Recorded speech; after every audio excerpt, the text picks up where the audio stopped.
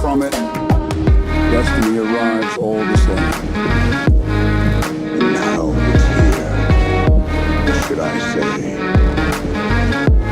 I am. And as this room fill up, be sure to hit that like button. Share this content, let that friend, that neighbor know where to go when it's time to tune in to Cowboys Sports Talk and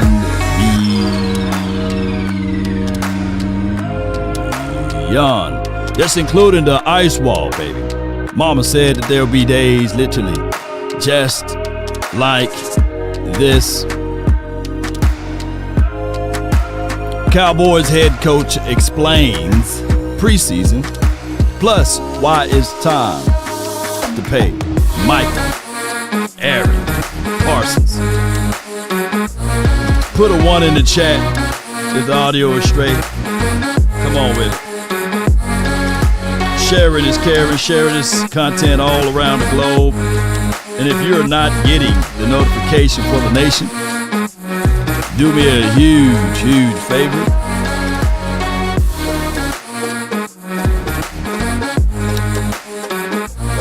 Click on the notification bell on and then click it off and then click it back on. Come on. 5, 4, 3, 2. They can come closer than close. Yeah. Take some money out, all of it. Original, they never would be. Wasting my time now, come on. And 1. Come on with it. And then you call it Blue Magic. Hey. What's good, man? Appreciate everybody for rocking with the nation. Cowboy Nation, Micah Parsons is still unpaid. And we can see the countenance on his face, his demeanor.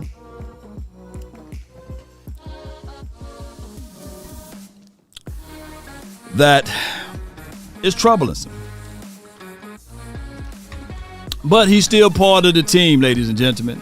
We got a chance to see him just the other day, congratulating and wishing a happy birthday to 2 of his teammates. He's still in the mix with all of the Cowboys players, especially on defense. Defense can't stand the offense. Y'all know how that goes, right? But this is Osa Adigi Ozua birthday, which was yesterday, and well as DeMarvion Overshown. Unity in the community is a great thing, right? And they had not a good time, but a great time of celebrating each other. Meaning that, they are a team. And we wish that we didn't have to see these guys go through the business sides of contracting. I get it. I understand, right? That Jerry Jones is Jerry Jones. But why? Why would you cause this type of rift between the players versus the organization? Because when you really dive deep into it, is it really worth it sullying and denigrating your own, right? Allowing your own to be rained upon, especially with the 3-letter, 4-letter network, causing all of the division between the fan base. I wish that the Cowboys can see the bigger picture, just like what Denzel Washington said. All money ain't good money, right? And I was talking to my guy Computer last night, and he was saying, you know what? The Cowboys front office rips, and I mean just that, rips the passion out of these players, just like the NFL did, with Ezekiel Elliott. Keep in mind, Ezekiel Elliott was never the same after his rookie year. And he said that he's now seeing the same pathway, even with the confines of what Jerry Jones is doing with Micah Parsons. Keep in mind, before this whole contract situation all occurred, Micah Parsons was exactly like Ezekiel Elliott rookie year. passionate, happy-go-lucky, being parts of drills, playing around. And now you can see and tell by the countenance on his face that it's straight up. None of this stuff will be the same. None of this stuff will be the same. We've seen this before within the confines of some of our other players that's on his team, like Dak Prescott to a degree. Will it be different if the front office said, hey, we 1,000% stand behind him, right? But it's always that shadow we place, and it allows the trolls, it allows the fickle fans, it allows the people that's pretty much mad and angry and upset at the outcome of this team for the last 29 to 30 years to really pile upon. And it becomes really, really this particular scenario. I don't know what this team is going to look like down the stretch, but I can tell you that they would look better if everybody was on the same page. When will we go into a year when it's us versus them, not us versus us plus them, you know? And that's just how it is. We got trickle downs of the need to be right, even within the confines of content creators, right? And it's crazy. Everybody wants to be right. Everybody wants to have the mentality of the Ray J. I hit it first. Or everybody wants to have a point to say, hey, what is my way or the highway? And then when you disagree with them, they're ready to sully and denigrate you, bring up stuff that's not even in the ramifications of football. And that's where we at as a society, as football, as basketball, baseball, and as a world, we are in that particular society branch, whereas people don't care anymore.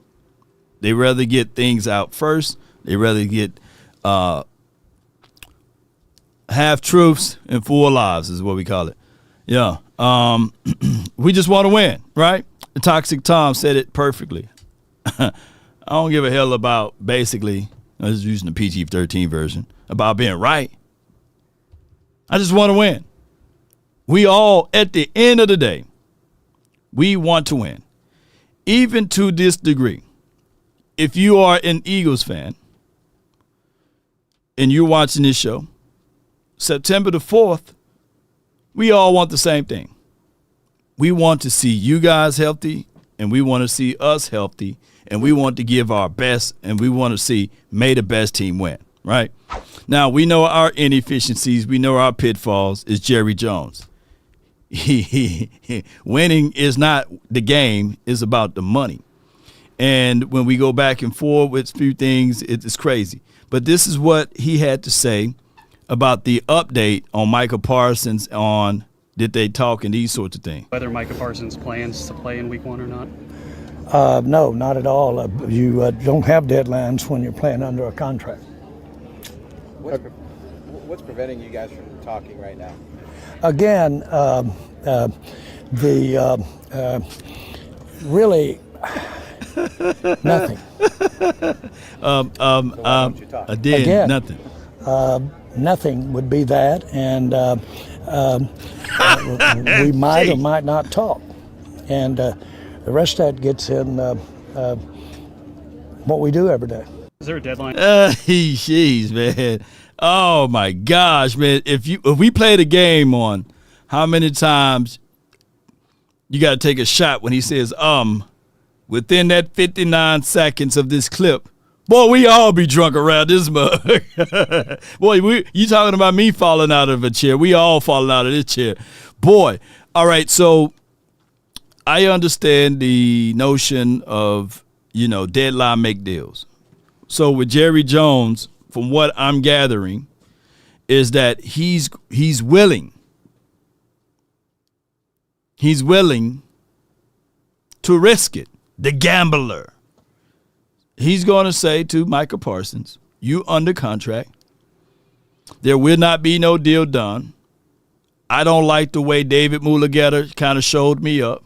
I operate out of the 48 laws of power, and he outshined me on that particular juncture. And I, by all means necessary, you ain't finna get one up on me. I'm big dog over here, So therefore, you got to understand that the guy check that he particular cash, and I'm talking about Micah Parsons, it got my name on it, not David Mulugeta, right? So Jerry Jones is willing to go through this particular season because Micah Parsons is under contract.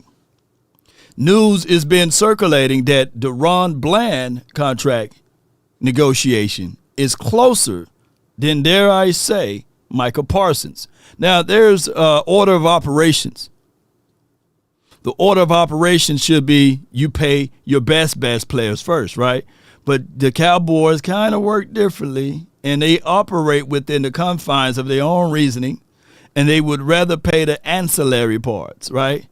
Like if you were to say, if anybody going into a contract situation and negotiations, that it could be a situation that you would look at it like, let the ancillaries try to go through it first, but you pay the guys that got all pros on their resume, Pro Bowls on their resume, that's generating north of north of 10 and 11 sacks, north of 90 pressures. You pay that. You worry about the other pieces later on down the line, like a Jake Ferguson.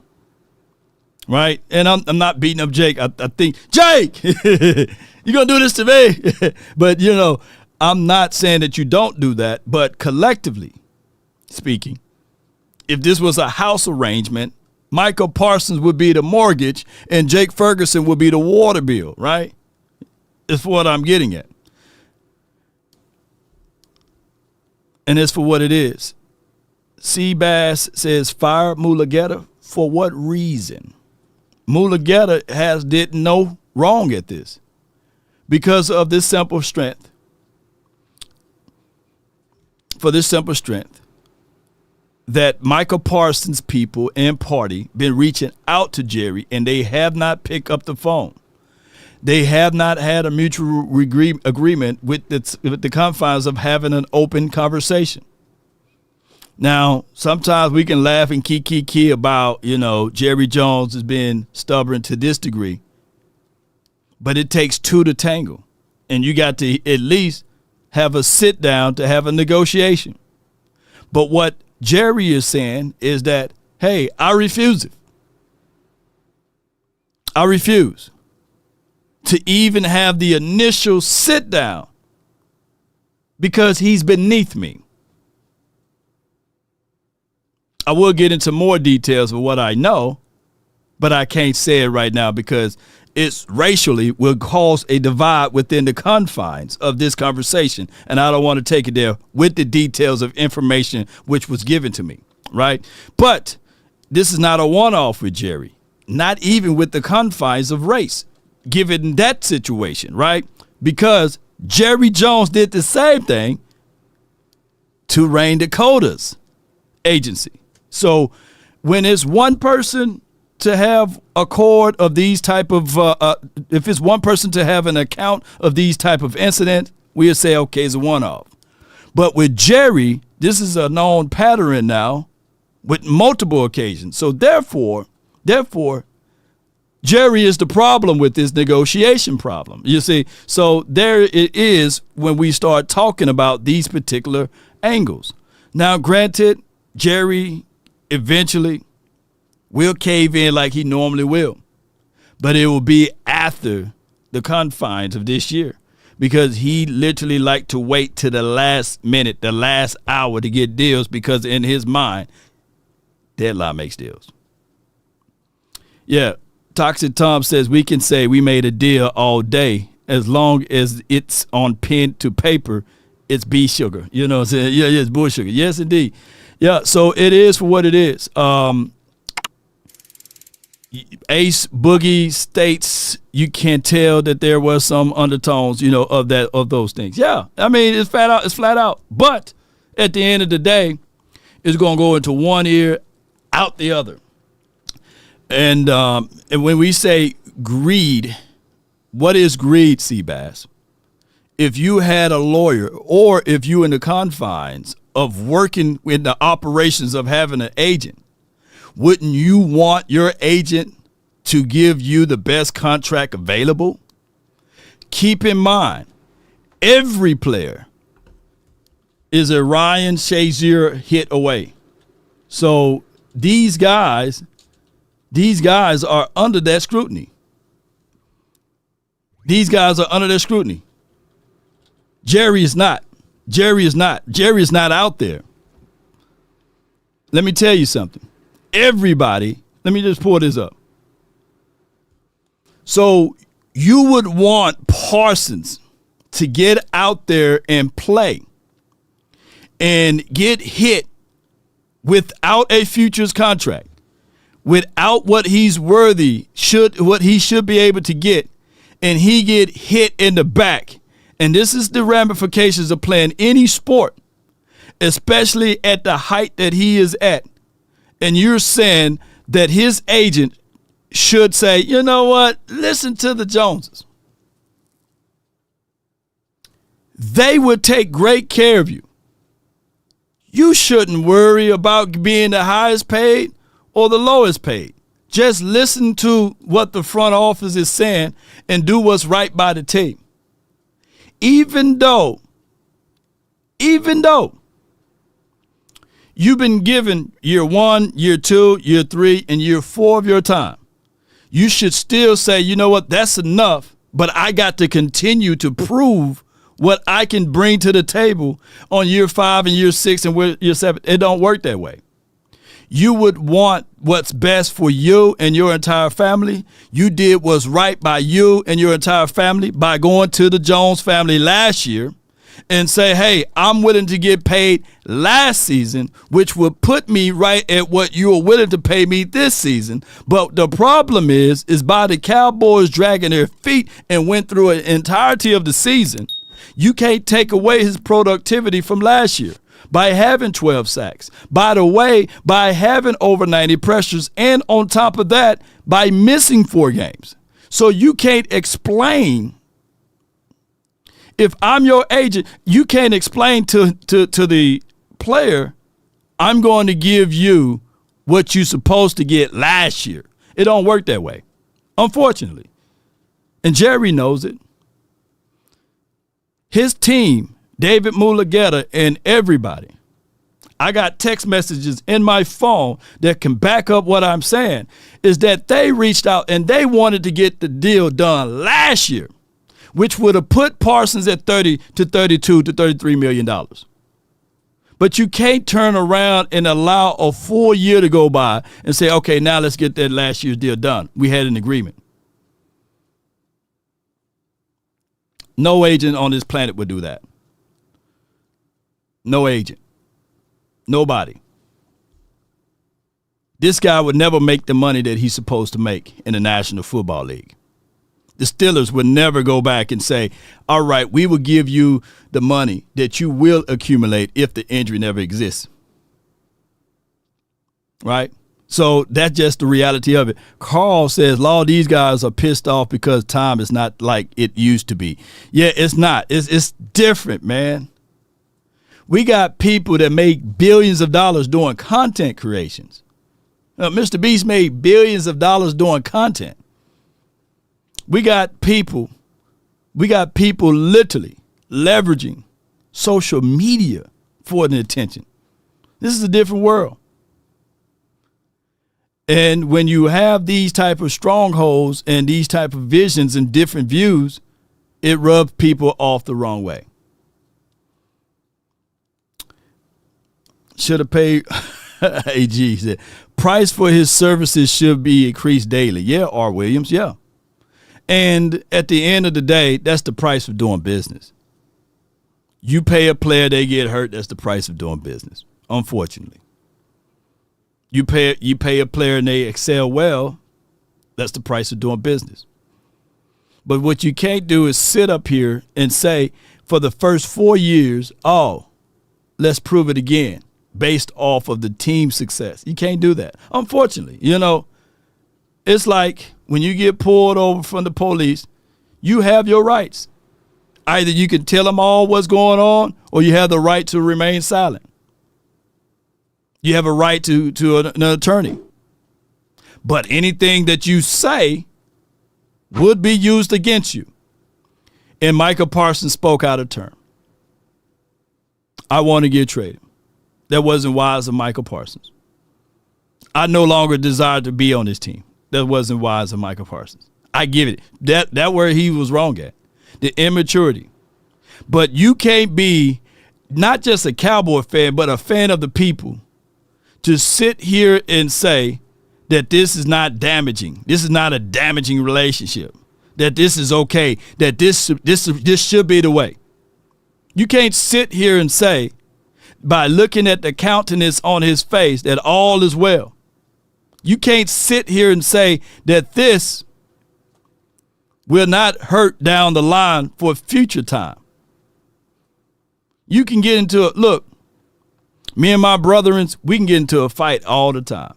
Basketball game, punch each other, damn near kill each other on the football field. Me and my blood brothers came to fisticuffs. But we don't remember the fights that we had, but we remember what we said. And what you say to one another cuts 10 to 15,000 times harder than that punch. Right? It's all about your actions and what you say to each other. And that's what's going on now.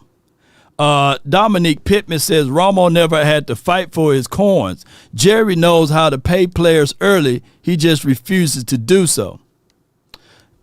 He ain't a billionaire by mistake. You know what I'm saying? Yeah. So it is for what it is. In this particular situation, all we want to do is for week one is for these guys to win the game. It's crazy. It's all we want. Very, very clear. Nobody is going to say, because the people we're talking to here all have brains, nobody is going to point to Micah Parsons not practicing throughout the Oxnard portion of training camp, and who knows what comes next, and say that it was his fault, that he made an error, that it was his mistake, et cetera, et cetera. This has long been avoidable. This has long been something that didn't need to be this way. This has long been documented. We've known this several times over now. And so do not let the fact that the Cowboys are done in Oxnard for the year and that Micah Parsons did not participate in it in a full-on sense, obviously, be something that we place the blame on Micah himself for. You are better than that. You are smarter than that. I know that you are. All right? Be the person I know you to be. No doubt. Oh, my God. So it goes back to my statement. Shout out to RJ, man. Did a great job, great piece on this. That's why I captured this moment right here.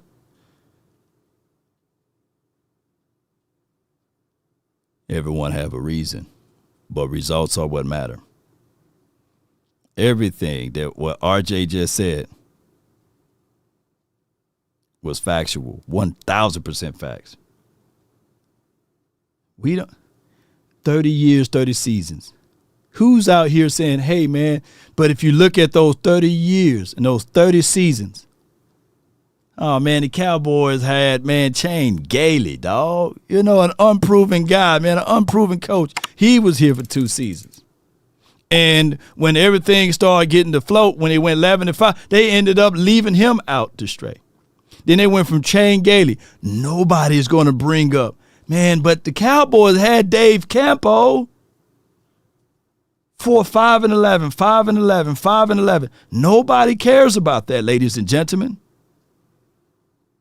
And then from Dave Campo, we had a chance with Bill Parcells, who was moving around. At that time, it was old and gray, stubborn to a degree. Against odds, he was the best situation for us. But they brought in Bill Parcells for political reasons, because those investors for that stadium said, man, we can't build no stadium for you. When you go on 5-11, 5-11, you got to get somebody serious in there. Okay, I get Dave. I'll get rid of Dave Campo, and I'll bring in Bill Parcells. And we was considered being serious at that time. Still Super Bowl or bust with Shane Gailey, Dave Campo, right? And it was extremely Super Bowl or bust with Bill Parcells. From Bill Parcells, we had Wade Phillips. Let me know when we were serious, y'all. Nobody cares about the truth. They care about the results. From Wade Phillips, we had Jason Garrett. Should only been here for 3 years. The brother camped out for 13 seasons. Nobody cares about that. From Jason Garrett to a fatter Jason Garrett, no offense to anybody that's overweight, to go and to get a guy that's been unsuccessful since 2010. His name is Mike McCarthy. And now we got from Mike McCarthy to an unproven commodity out of Brian Schottenheimer. Hootenheimer. He's unproven. There's no skins on the wall. We are darkly going into this thing with the hopes and with the same expectations to win the Super Bowl.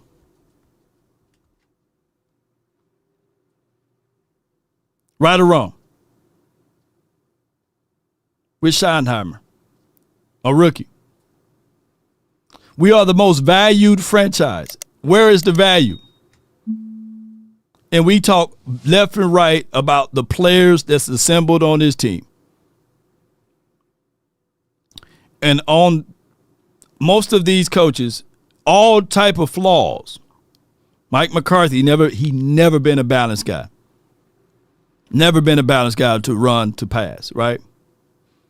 Jason Garrett, he had to learn on the job. Kept the job a little longer than his stay. Truth that it is, newsflash. Mike McCarthy was never fired. Jason Garrett was never fired. Wade Phillips was the only one that was fired.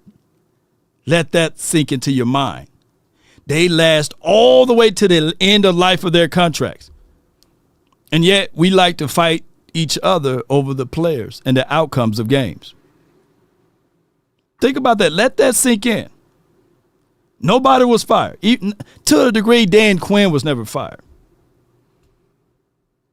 They allowed him to walk free from his contract and go within the same confines of the division.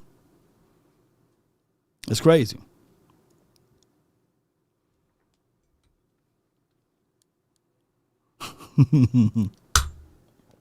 Dr. Tom said he heard when Jason Garrett walked in on his wife. Allegedly. You got to put allegedly on that. All he did was clap. Jeez. Oh, my gosh, boy. That's toxic right there, boy. Yeah. So this is where we at, ladies and gentlemen. And it is for what it is. And nobody can tell him otherwise. Why, Law? Because he flipped $150 million to $12.8 billion. There's nobody in the chat that probably have any of those numbers right now. I don't think nobody in the chat got any of these numbers, 150 nor $12.8 billion. Nobody. So you think David Mulugeta is going to win against this guy? David Mulugeta probably never made $150 million in his own personal assets or money. Yeah. And we talk about inflation too. So somebody with the math numbers and all of those good things, can y'all quantify how much $150 million would be present day? Shoot.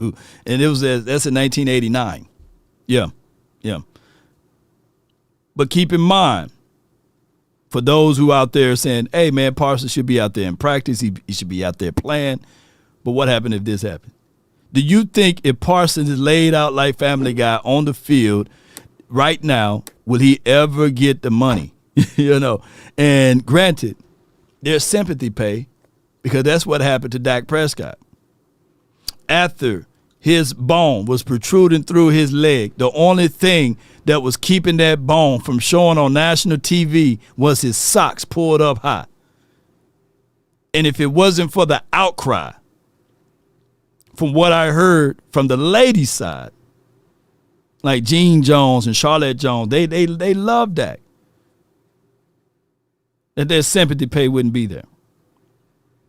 It went on ahead and said, you know what, man, shoot, we done ran this kid in the ground. I've seen with my eyes Cecil, the father of Dak Prescott, in tears, swelling tears. They bet it against my son. They bet it against my son. That's crazy to play for an organization and franchise that bet against you instead of bet with you.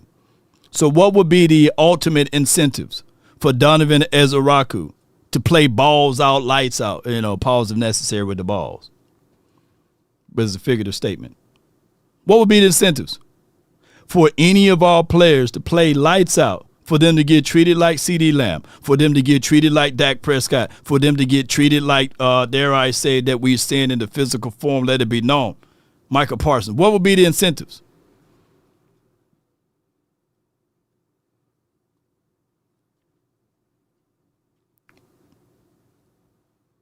Toxic Tom says $150 million in 1989 equals $390 million present day. Woo! Wait, man. God, dog, boy. What is that? All I ask. Sheesh.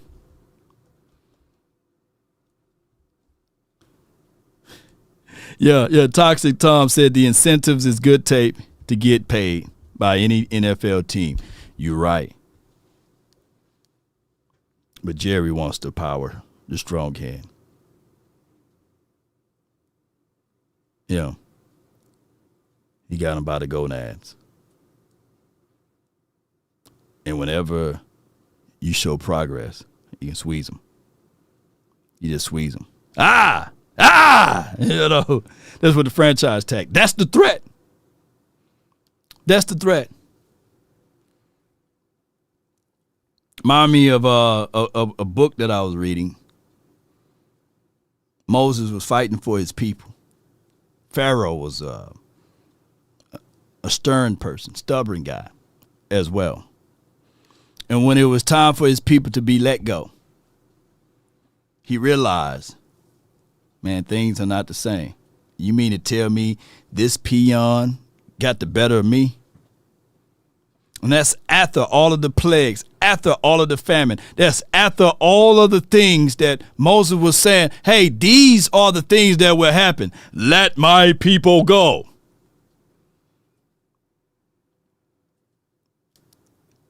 And he got fed up after his son passed away. He said, you know what? F this, man. Y'all can go ahead and go. On their way out, they thought everything was going to be wonderful. And then he said, man, you know what? These naysayers, they got over me. Man, let's go get them, man. Let's get all what we just said. We said we're going to let them go. No. Go get them back. Go tell them to come on back, man. I got some ropes, some chains, and some whips for them. Man, and I'm going to put more trouble on them. Go, let's get them. Let's get them. A change of mind is what he did. And he still sent his troops to go get them. And the parting of the Red Sea happened. But what I'm saying is, sometimes this is exactly what Jerry Jones would do with the franchise tag. If you didn't want Dak Prescott, let him go. Let him go to another team. Get 2 or 3 picks from it and move on from it. But no, I'm going to show them. I'm going to punish him with money. Punish him with money, and you punishing your own team. Let me know if I'm lying. When they franchise tag Dak Prescott, that set back the team and the organization from money aspect of it because you couldn't prorate, you couldn't spread that money out. Dak, hey, you can't spoil me with $40 million all at one time or whatever the franchise tag was. But it hurt the team more than it helped the team. By the Cowboys franchise tagging Dalton Schultz, that hurt the team. Don't y'all know that we couldn't prorate, spread that money out? By the Cowboys franchise tagging DeMarcus Lawrence not once but twice, don't y'all know how much that set the organization back? You couldn't prorate, you couldn't spread the money out. You would have did better of just releasing him, letting him walk free versus paying him that money or trading him away, get something back in return. When you weaponize the franchise tag, it only hurts you. When you sent your troops out there, you could have just let it go, Pharaoh. But no, I want them back. And when he chased and charged those people into the Red Sea, what it did, it swallowed them up whole, right? Oh, my gosh, man. It did. Wait, hey, Pastor, where you at? Swallowed up. It swallowed them up all. They could have all been allowed. They could have said, man, you know what? Man, them doggone guys, they got the best of us, man. Free them, let them go. Just let them go. Law, do you have any more true truths to this? When we franchise tag Tony Pollard, that hurt us more than it helped us. That equates to at least 2 to 3 players we could have had on this team.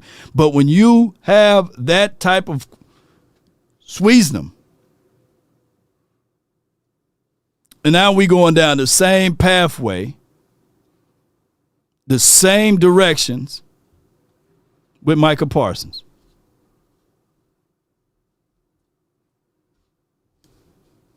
Let this make sense. We paid under the franchise tag Tony Pollard 11 to close to $12 million, which then in return that all we needed to pay Derrick Henry was $6 million, and we couldn't afford Derrick Henry. We couldn't afford Derrick Henry. Look, would you rather have Tony Pollard or Derrick Henry? Just let me know in the chat, y'all. You know.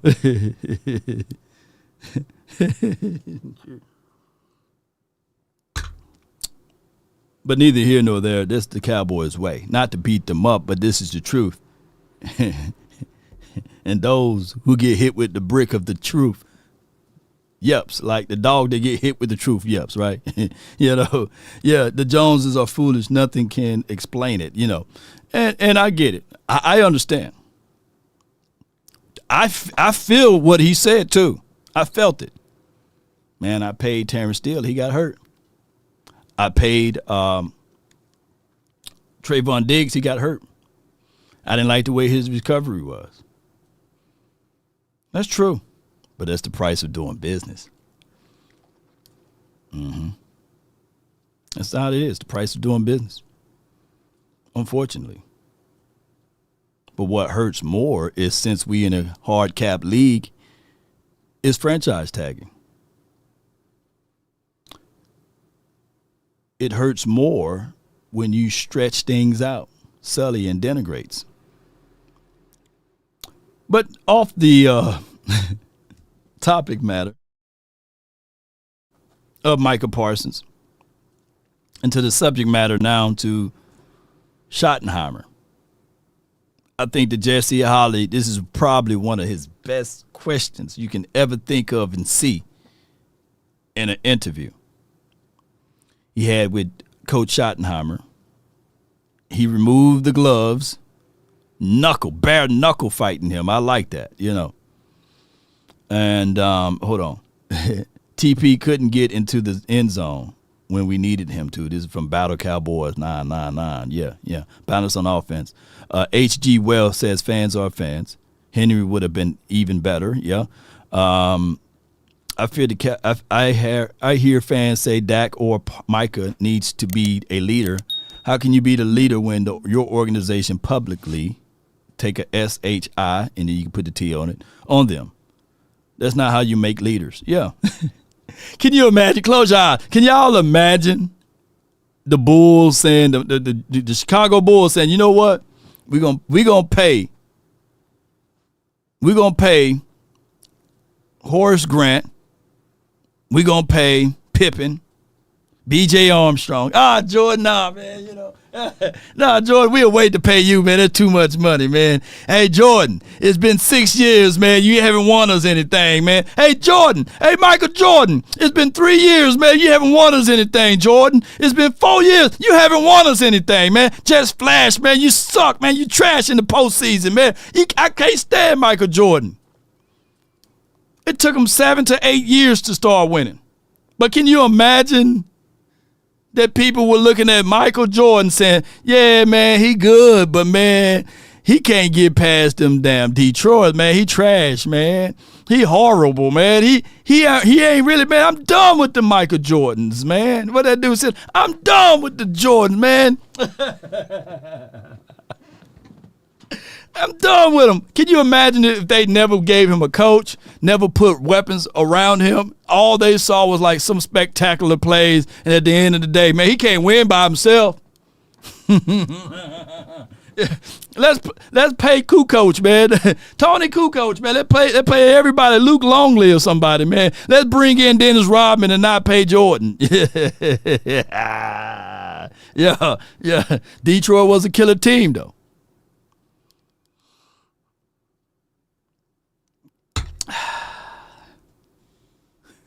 Michael needs Pippen. Why can't we? Yeah, why Michael can't carry the team by himself? You know, he can't beat Boston. You know, he put up 60 points. Them garbage time stats, man. Swallow that. You must be out of your goddamn mind. Yeah, man. Yeah. Shoot, let Elijah Waugh. You know, Elijah Waugh and them, man, they better. That Houston team is better, man. Y'all saw what happened. Y'all saw what happened when Jordan stepped down. Pay Steve Kerr.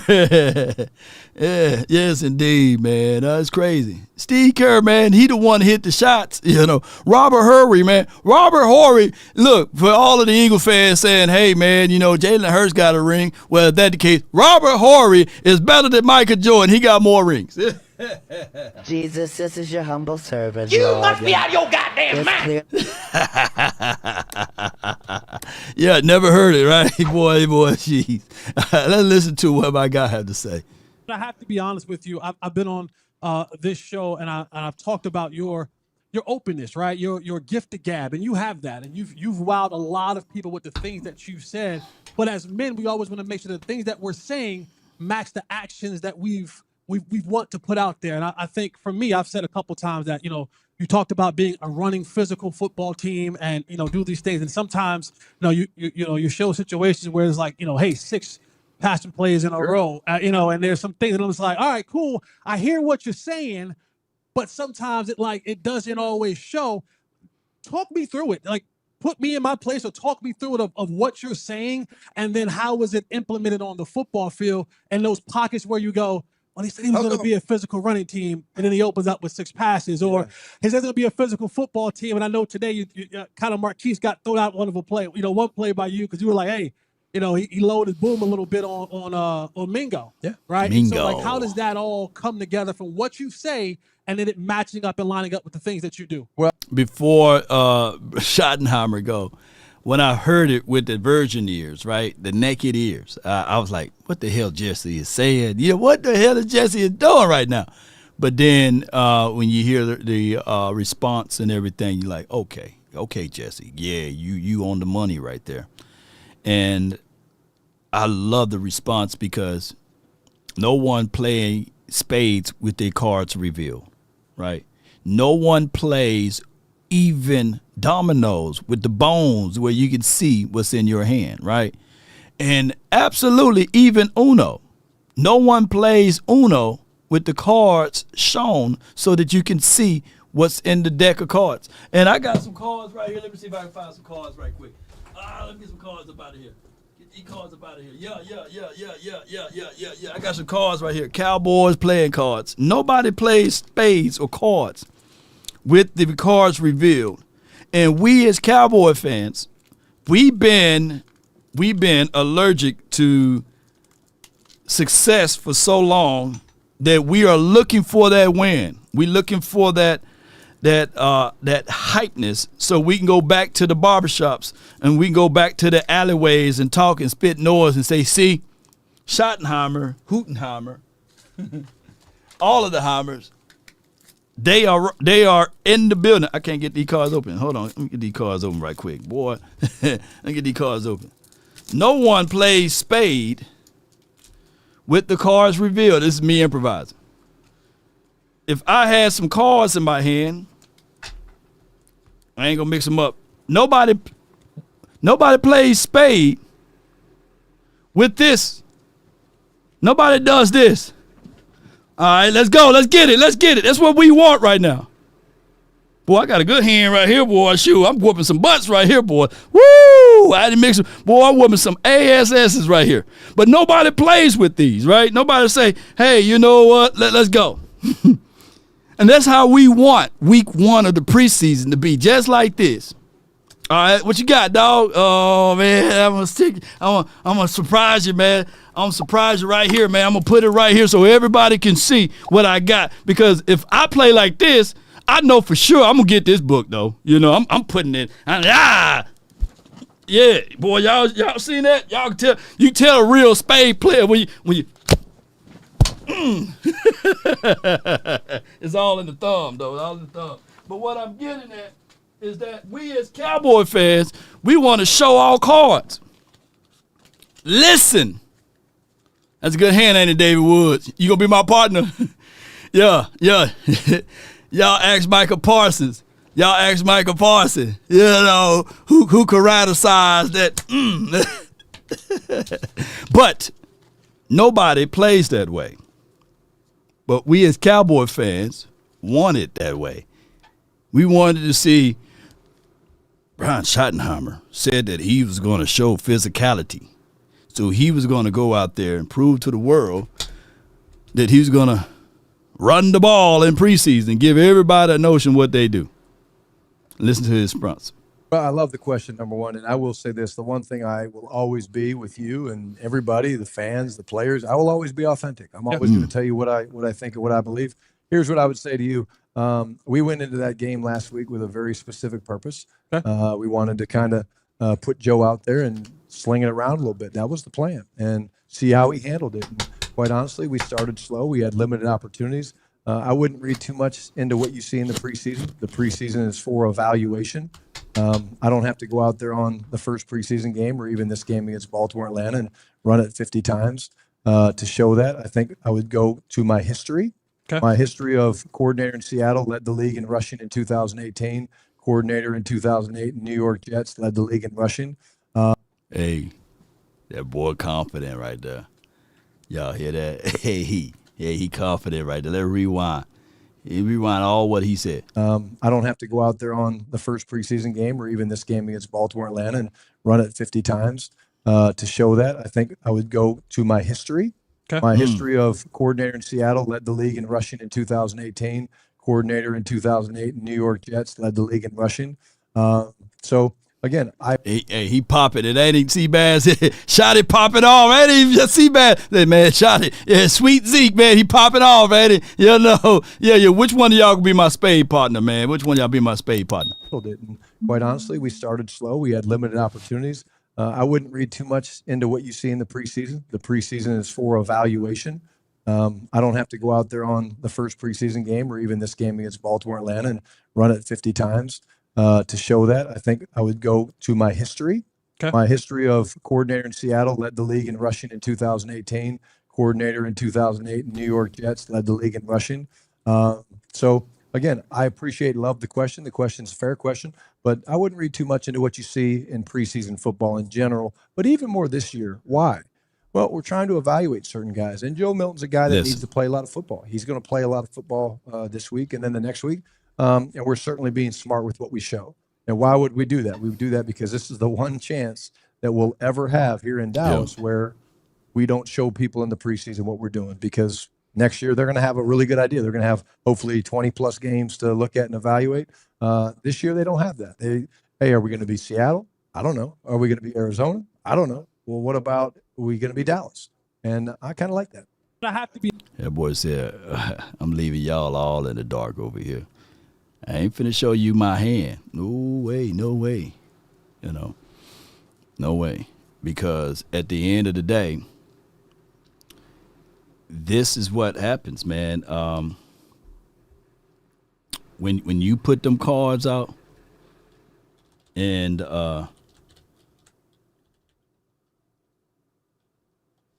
me see. Hold on. Let me see if I can find something right quick for to bring this in. Yeah. Your turn. Hurry up. Come on, let's go. Mm-hmm. You ain't getting nothing. Throw on him. Yellow. Yeah, yellow. Come on, hurry up. Wrap it up. Yeah. Uh-huh. Skip you. Yeah. Uno. We didn't say we stacked it.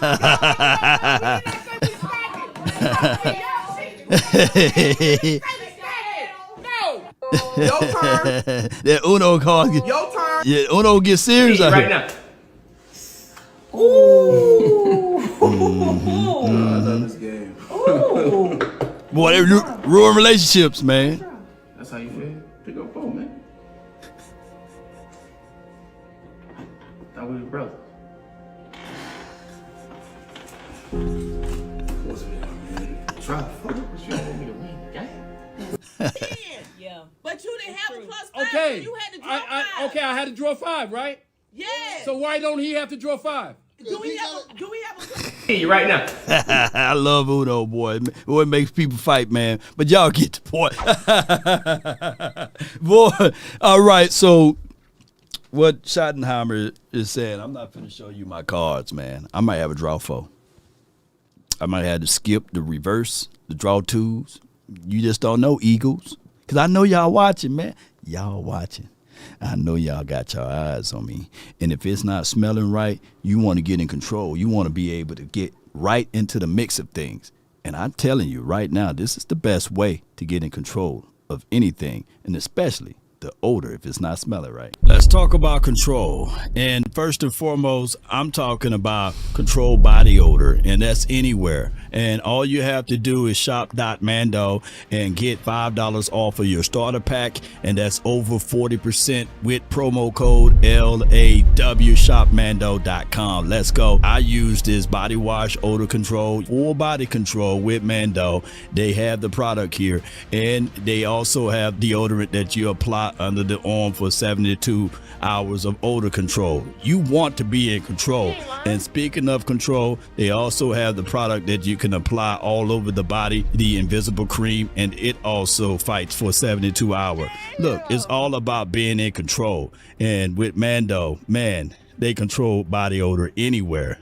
All you have to do is shop.mando, get $5 off your starter pack. That's over 40% with promo code LAW, shopmando.com. Let's go and let's stay in control of your odor.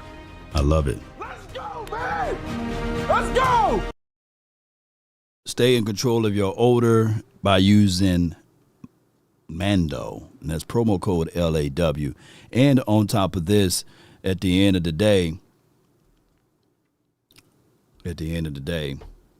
when you use that promo code LAW, they said by us doing so much good things, the shipping is free.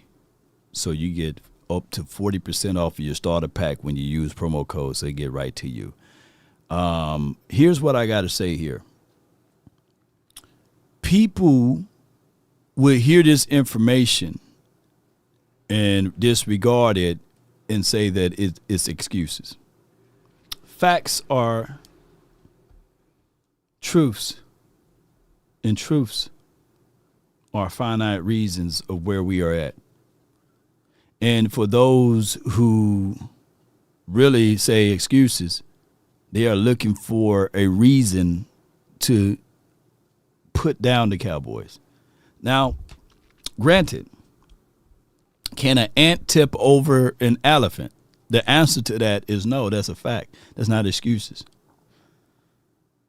It's Dave Campo. When I'm going back to Chan Gailey, Dave Campo, Jason Garrett, Wade Phillips. All truths, not up for debates. All truths. You can't put good coaching in those categories. They are not good coaches. Mike McCarthy haven't been successful since 2010 as a head coach of winning something. Those are all truths. You know who choked more in the postseason than any player on this team? Aaron Rodgers. But his one Super Bowl ring resolved all of the chokes that he had in the postseason. And that was largely due to one-sided of being on a team that was one-sided, a pass-happy team.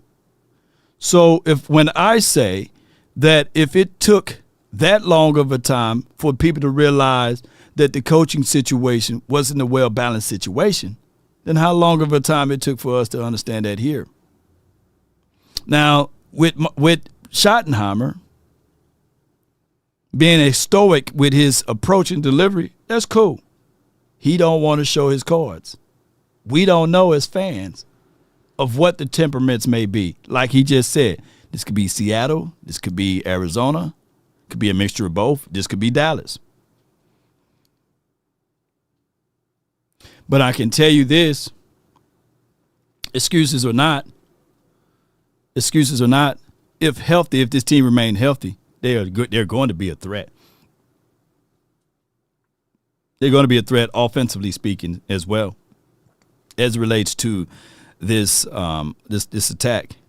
We know for sure not many people can guard George Pickens one-on-one. Not many people can guard CeeDee Lamb one-on-one. But what we act as if though, yeah. Carl, now you're looking up and say, damn, Law, you're right. Aaron was choking. Yeah, Aaron choked. Yep. He choked. Yeah. So it is for what it is. And they got ice packs all over his legs now in Seattle land, Steelers land. Yeah, Aaron Rodgers is hurt. As of today, he got goddamn ice packs on his thighs and legs and everything. Because he's living off of 2010. And which is cool. I ain't gonna get in between him and his money. Y'all know I can't stand the Steelers. I can't stand the Steelers. I hope all is well with them, but I hope they continue to be where they at. We gotta get 2 more rings, right? One to tie them, then one to pass them. Mm-hmm. That's how I'm looking at the Steelers. Can't stand the Steelers. I got an uncle that's a Steeler fan. Mm-hmm. But I got the last laugh in the Super Bowl with them, but they won 2 since then. Yeah. Birdie says broken down already. Yeah. Yes, indeed. And it is for what it is. It is for what it is. Share for me now is you really don't have to ask permission. Again, there'd be times I'd have to be like, hey, Pete, hey, I want to do this, or hey, Jeff Fisher or Rex Ryan, hey, I want to do this. And they'd be like, no, can't do that. And that's the biggest change. It doesn't mean you get cavalier about it, but it definitely gives you a little bit of freedom and flexibility to be like, hey, my gut's telling me to do this. We're going. Change sitting in the chair for me now. So that's Schottenheimer on his thought tracks of being the head coach. You don't have to ask for permission. The greatest thing as being a man is having your own house. When I left Mama and them house, may she rest in peace, was nothing greater than being able to go to my own crib, take a dump with the door wide open, right? Walk around in my God-given birthday suit, place a cup on the table, leave, go to work, come back, that cup is still on that same part of that table. To not ask permission when it's 1 or 2 o'clock at night to go to my own refrigerator, right? To leave the light on in the house without being fussed at or yelled at. There's nothing greater, ladies and gentlemen, as being a grown ASS man living on your own, beating to your own drum, being there in your own livable space. Let me know if you're a man and you get the chance to do your own thing at your own house. Yeah. And once you get that, you would never be a roommate to somebody or live now, I got a house, but you would never, hey man, let's be roommates. Nah, man, I got full hair on my face, man. Nah, dog, times are tough. Nah, man, I'd rather live in a 50 square foot home before I be a roommate with another man. Hell no, what I'm saying? Not this day and time. I'd rather sleep outside in the car. Hey man, let's bump together. No. Yeah. Shit. Some people never experience it. Some people in their 50s and their 60s still roommating with somebody, right? I know times are tough, you know. Some people still stay with their moms and them to this day. Got full facial hair. It done turned gray. You know what I'm saying? You know, so somebody asked me, man, a fella, I ain't gonna point out his name, but he had too much gray hair in his beard saying, hey, Law, when you out there at Oxnard, man, can I stay with you for like a couple of weeks?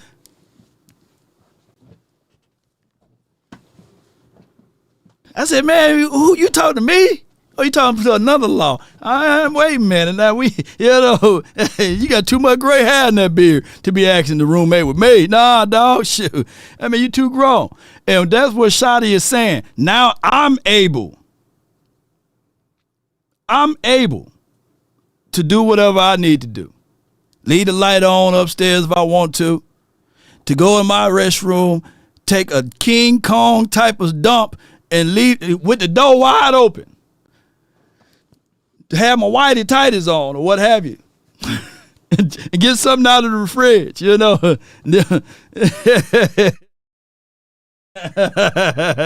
them that, man. Yeah. Better get a motel or something, you know. Yeah. Could not be me, but but I respect the hustle. Yeah, Seabass. Yeah. Come on, man. Honorable mentions, man. Hey, 380 people watching, only 197 likes. Yeah, come on with it, y'all. Hit that like button.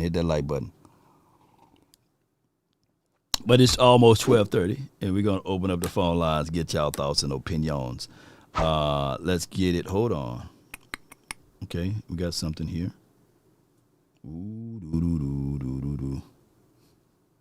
Godzilla dumps. Let them dishes be hot and them dishes be hot in the sink. But then you got to clean up. You know what I'm saying? Ray J was asking to take a shout. Now these new age guys, man, and Ray J too old for that. He north of 40 talking about can he take a shout with these new age young 20-year-old boys. That was wild to me, man. That was really, really wild. And that's crazy. And I don't think that he's fully a man, you know, to ask another grown man, can I take a shower with you? You know, no offense to the other community, but God dog. All right, man. But if you driving around Dallas, man, and you heard this and somebody else heard it and they start laughing and they start swerving and they rear end you or they hit you bumper to bumper, whatever it may be, T-bone, or you at work, slip and falls, right? Those are things that you need to reach out to all partners, Frenkel and Frenkel personal injury lawyers. There's a case to be made, and they will take great care of you. But let's listen to my brothers over here and my partners. It starts from the first phone call. Most of the time, you're going to talk to Gene Burkett, a 30-year partner. You're not going to talk to some employee that just got put on the phones that day. There are things that are so crucial, especially if it's a cataclysmic event, to have our experts get out and look at the vehicle, witness statements, photos, the whole thing. Call Frenkel first. Chosen by the people, feared by the insurance companies. Call Frenkel first. No doubt, man. Reach out to our partners, man. Frenkel and Frenkel personal injury lawyers. That's 817 or 214. And all of the threes you can dial. If we offended anyone before this segment goes into the details here, then you just offended, by the way. You know, but toughen up, you know, that's life. And be sure to reach out to them, FrenkelFirm.com, if you can't dial that number. Call my phone, Frenkel and Frenkel personal injury lawyers. Jalen Battle says, yeah, he's a man. Ask Kim Kardashian. Law. Or was, you know. People do a lot of things for fame.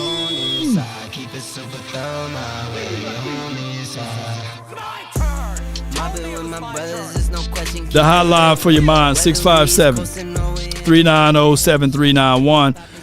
The phone lines are open. Give me your thoughts. Give me your opinions. Appreciate everybody for rocking with the nation. We talk Cowboys football and beyond. And, of course, we got my guy from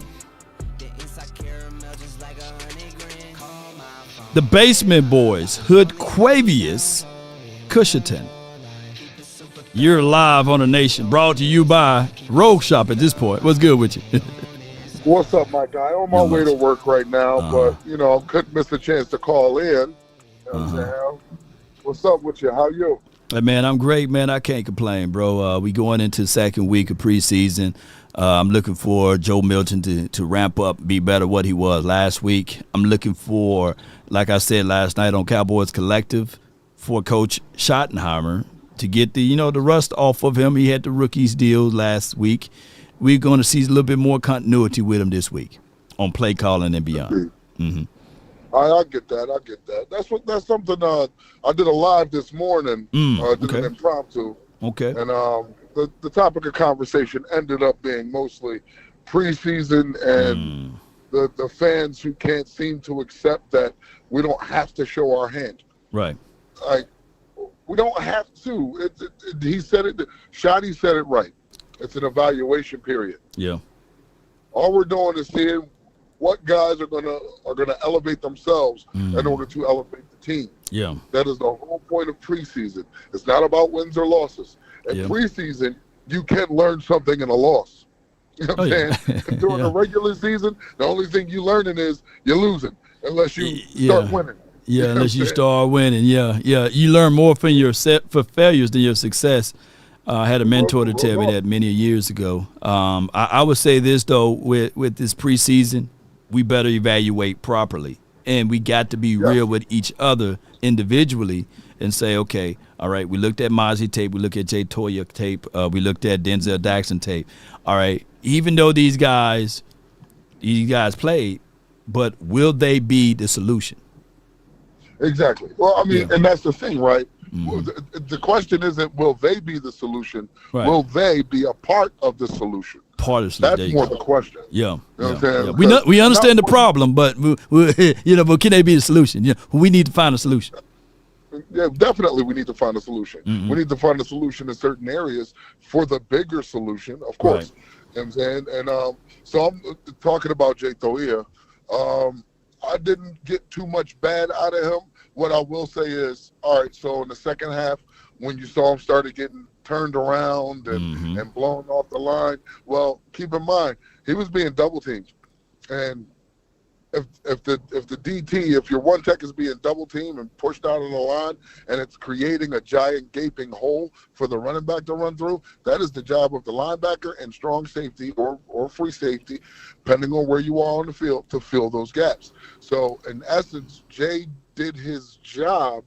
Could it have been better? Yeah, it definitely could be better. Yeah. You know what I'm saying? Like, but here's what I'll say, Hoodquavius, man, on this one though. All right. It's impossible for the Eagles. Let's say Eagles try that. And let's say, for example, that's what we want. We want two people on Jay. Because that means there's going to be singled one-on-one to the outside. You know what I'm saying? So for Parsons, for Fowler, for Marshawn Nealon, to a degree, Ezraku. So what we want is we want that. Like they can get away with all of that. That's cool in preseason. Yeah, that's cool in preseason. But when the regular season come in, we would love for teams to say, okay, we double teaming the big boys inside. We love that. Indeed, I mean, all right. So to that, right? In the first half, we didn't do a bad job stopping the run. We held them to like 3.4 yards a carry in the first half. Still not what we want. We want to do teams like we did the Giants last year, holding them to 2.6. That's gorgeous. You know what I'm saying? But given it's a preseason game, you're not playing your starters. These are guys just walking in the building, trying to learn the position at an NFL level. It's not all bad. I mean, again, can you grow from it? Right. Yeah. You have no other choice but to, unless you can. Right. You know what I'm saying? But for the most part, I mean, I'm not gonna think too negatively. I mean, kid is a rookie. He is going up against second and third stringers, but some of those second and third stringers have been in the league for a couple of years. So they have their NFL body. They have that NFL prowess about them. You know what I'm saying? Whereas Jay Toia or or other rookies who are just coming in the league, not the Perion Winfreys who's been here. You know what I'm saying? Like, not everybody is a dog. We understand that. Right. Not everybody has that in them. But it's not to say that they can't develop such a thing. Probably not at the level of the actual dogs you got, but at least Parkway. You know what I'm saying? Yeah, Parkway. So, I mean, I'm looking at preseason, just like Shotty said, man. It's an evaluation period. I'm trusting the process. You know what I'm saying? I'm not getting too high. I'm not getting too low. I trust the players. Right. I trust the players that we have in position as far as the ones are concerned. Right. You know what I'm saying? Everybody else, you're evaluating. You evaluate it, man. So, I mean, and then can you get proper evaluations if you have your ones versus their threes? No, because it's going to give placebo stuff. You can't have proper evaluation with your ones versus their twos. So you can get in rhythm and things like that. So, yeah.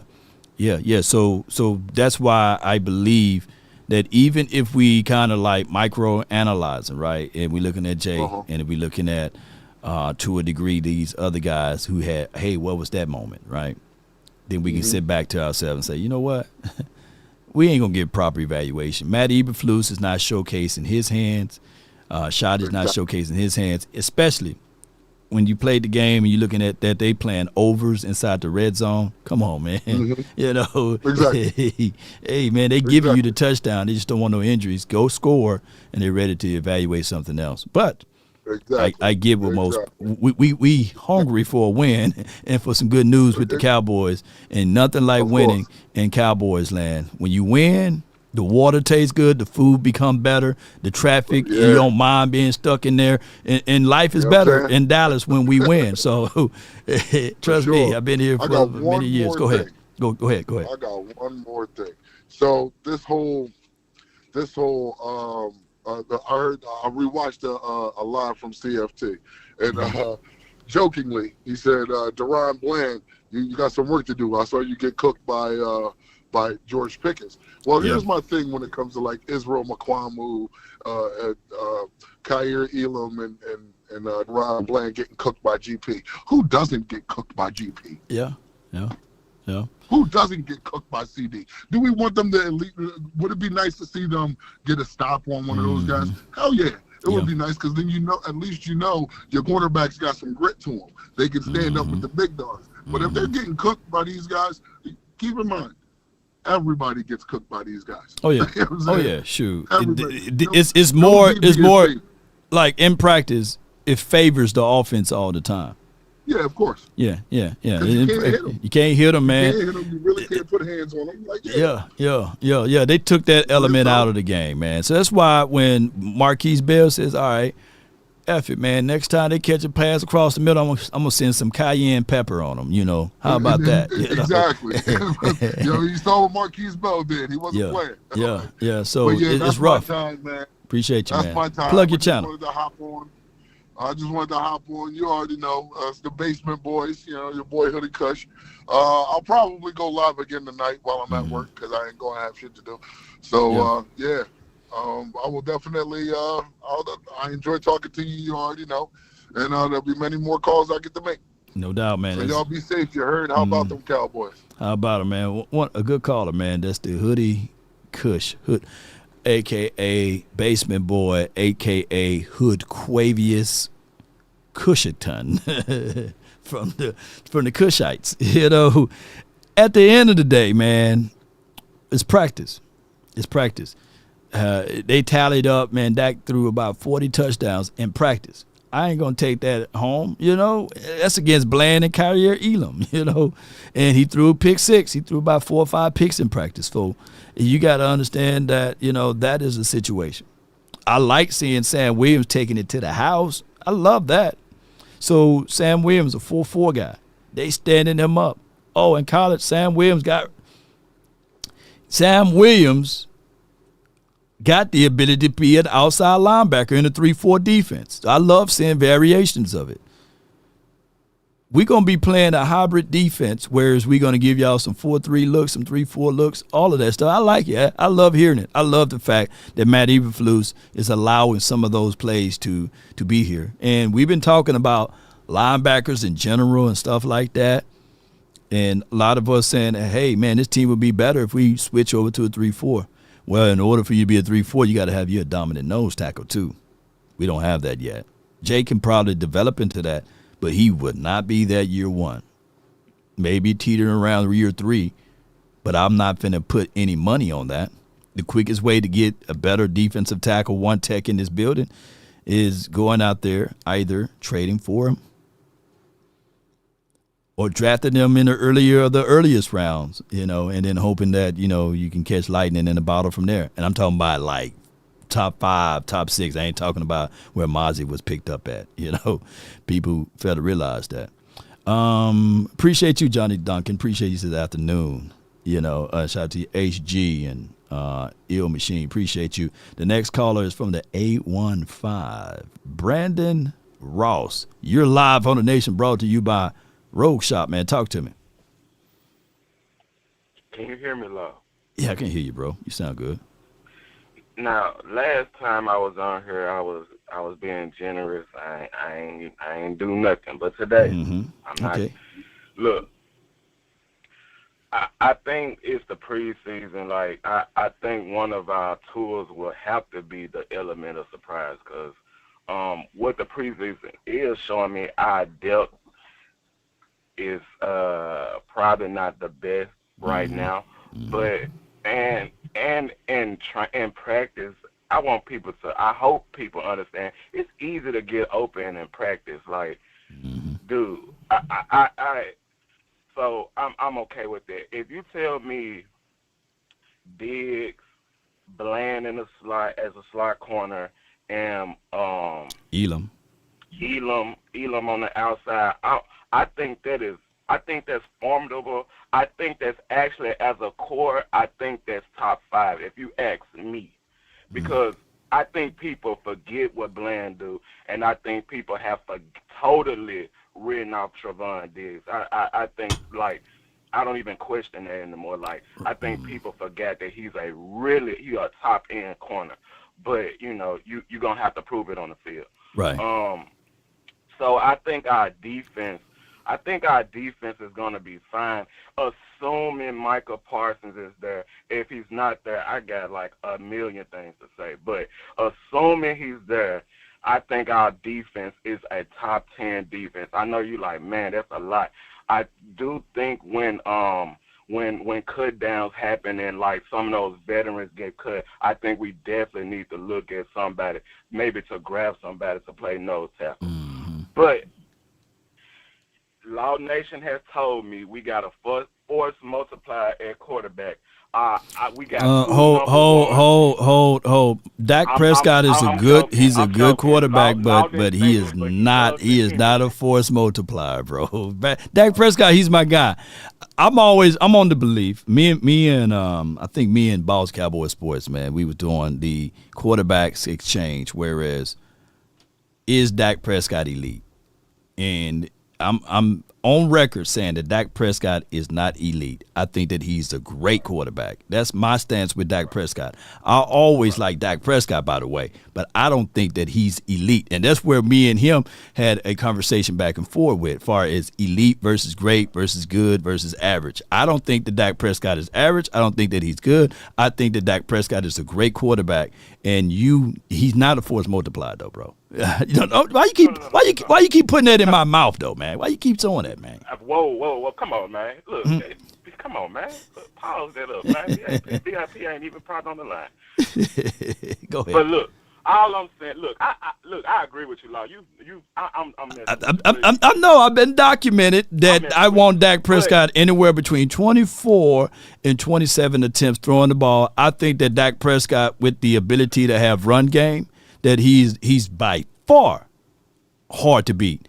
And if you want to embellish with Dak Prescott, if you have play action in the table with run game, he's damn near. You can put him in that elite status, but that's with other things surrounding him.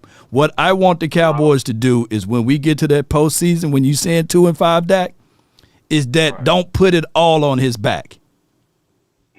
Law, so I want to say this, though, Law.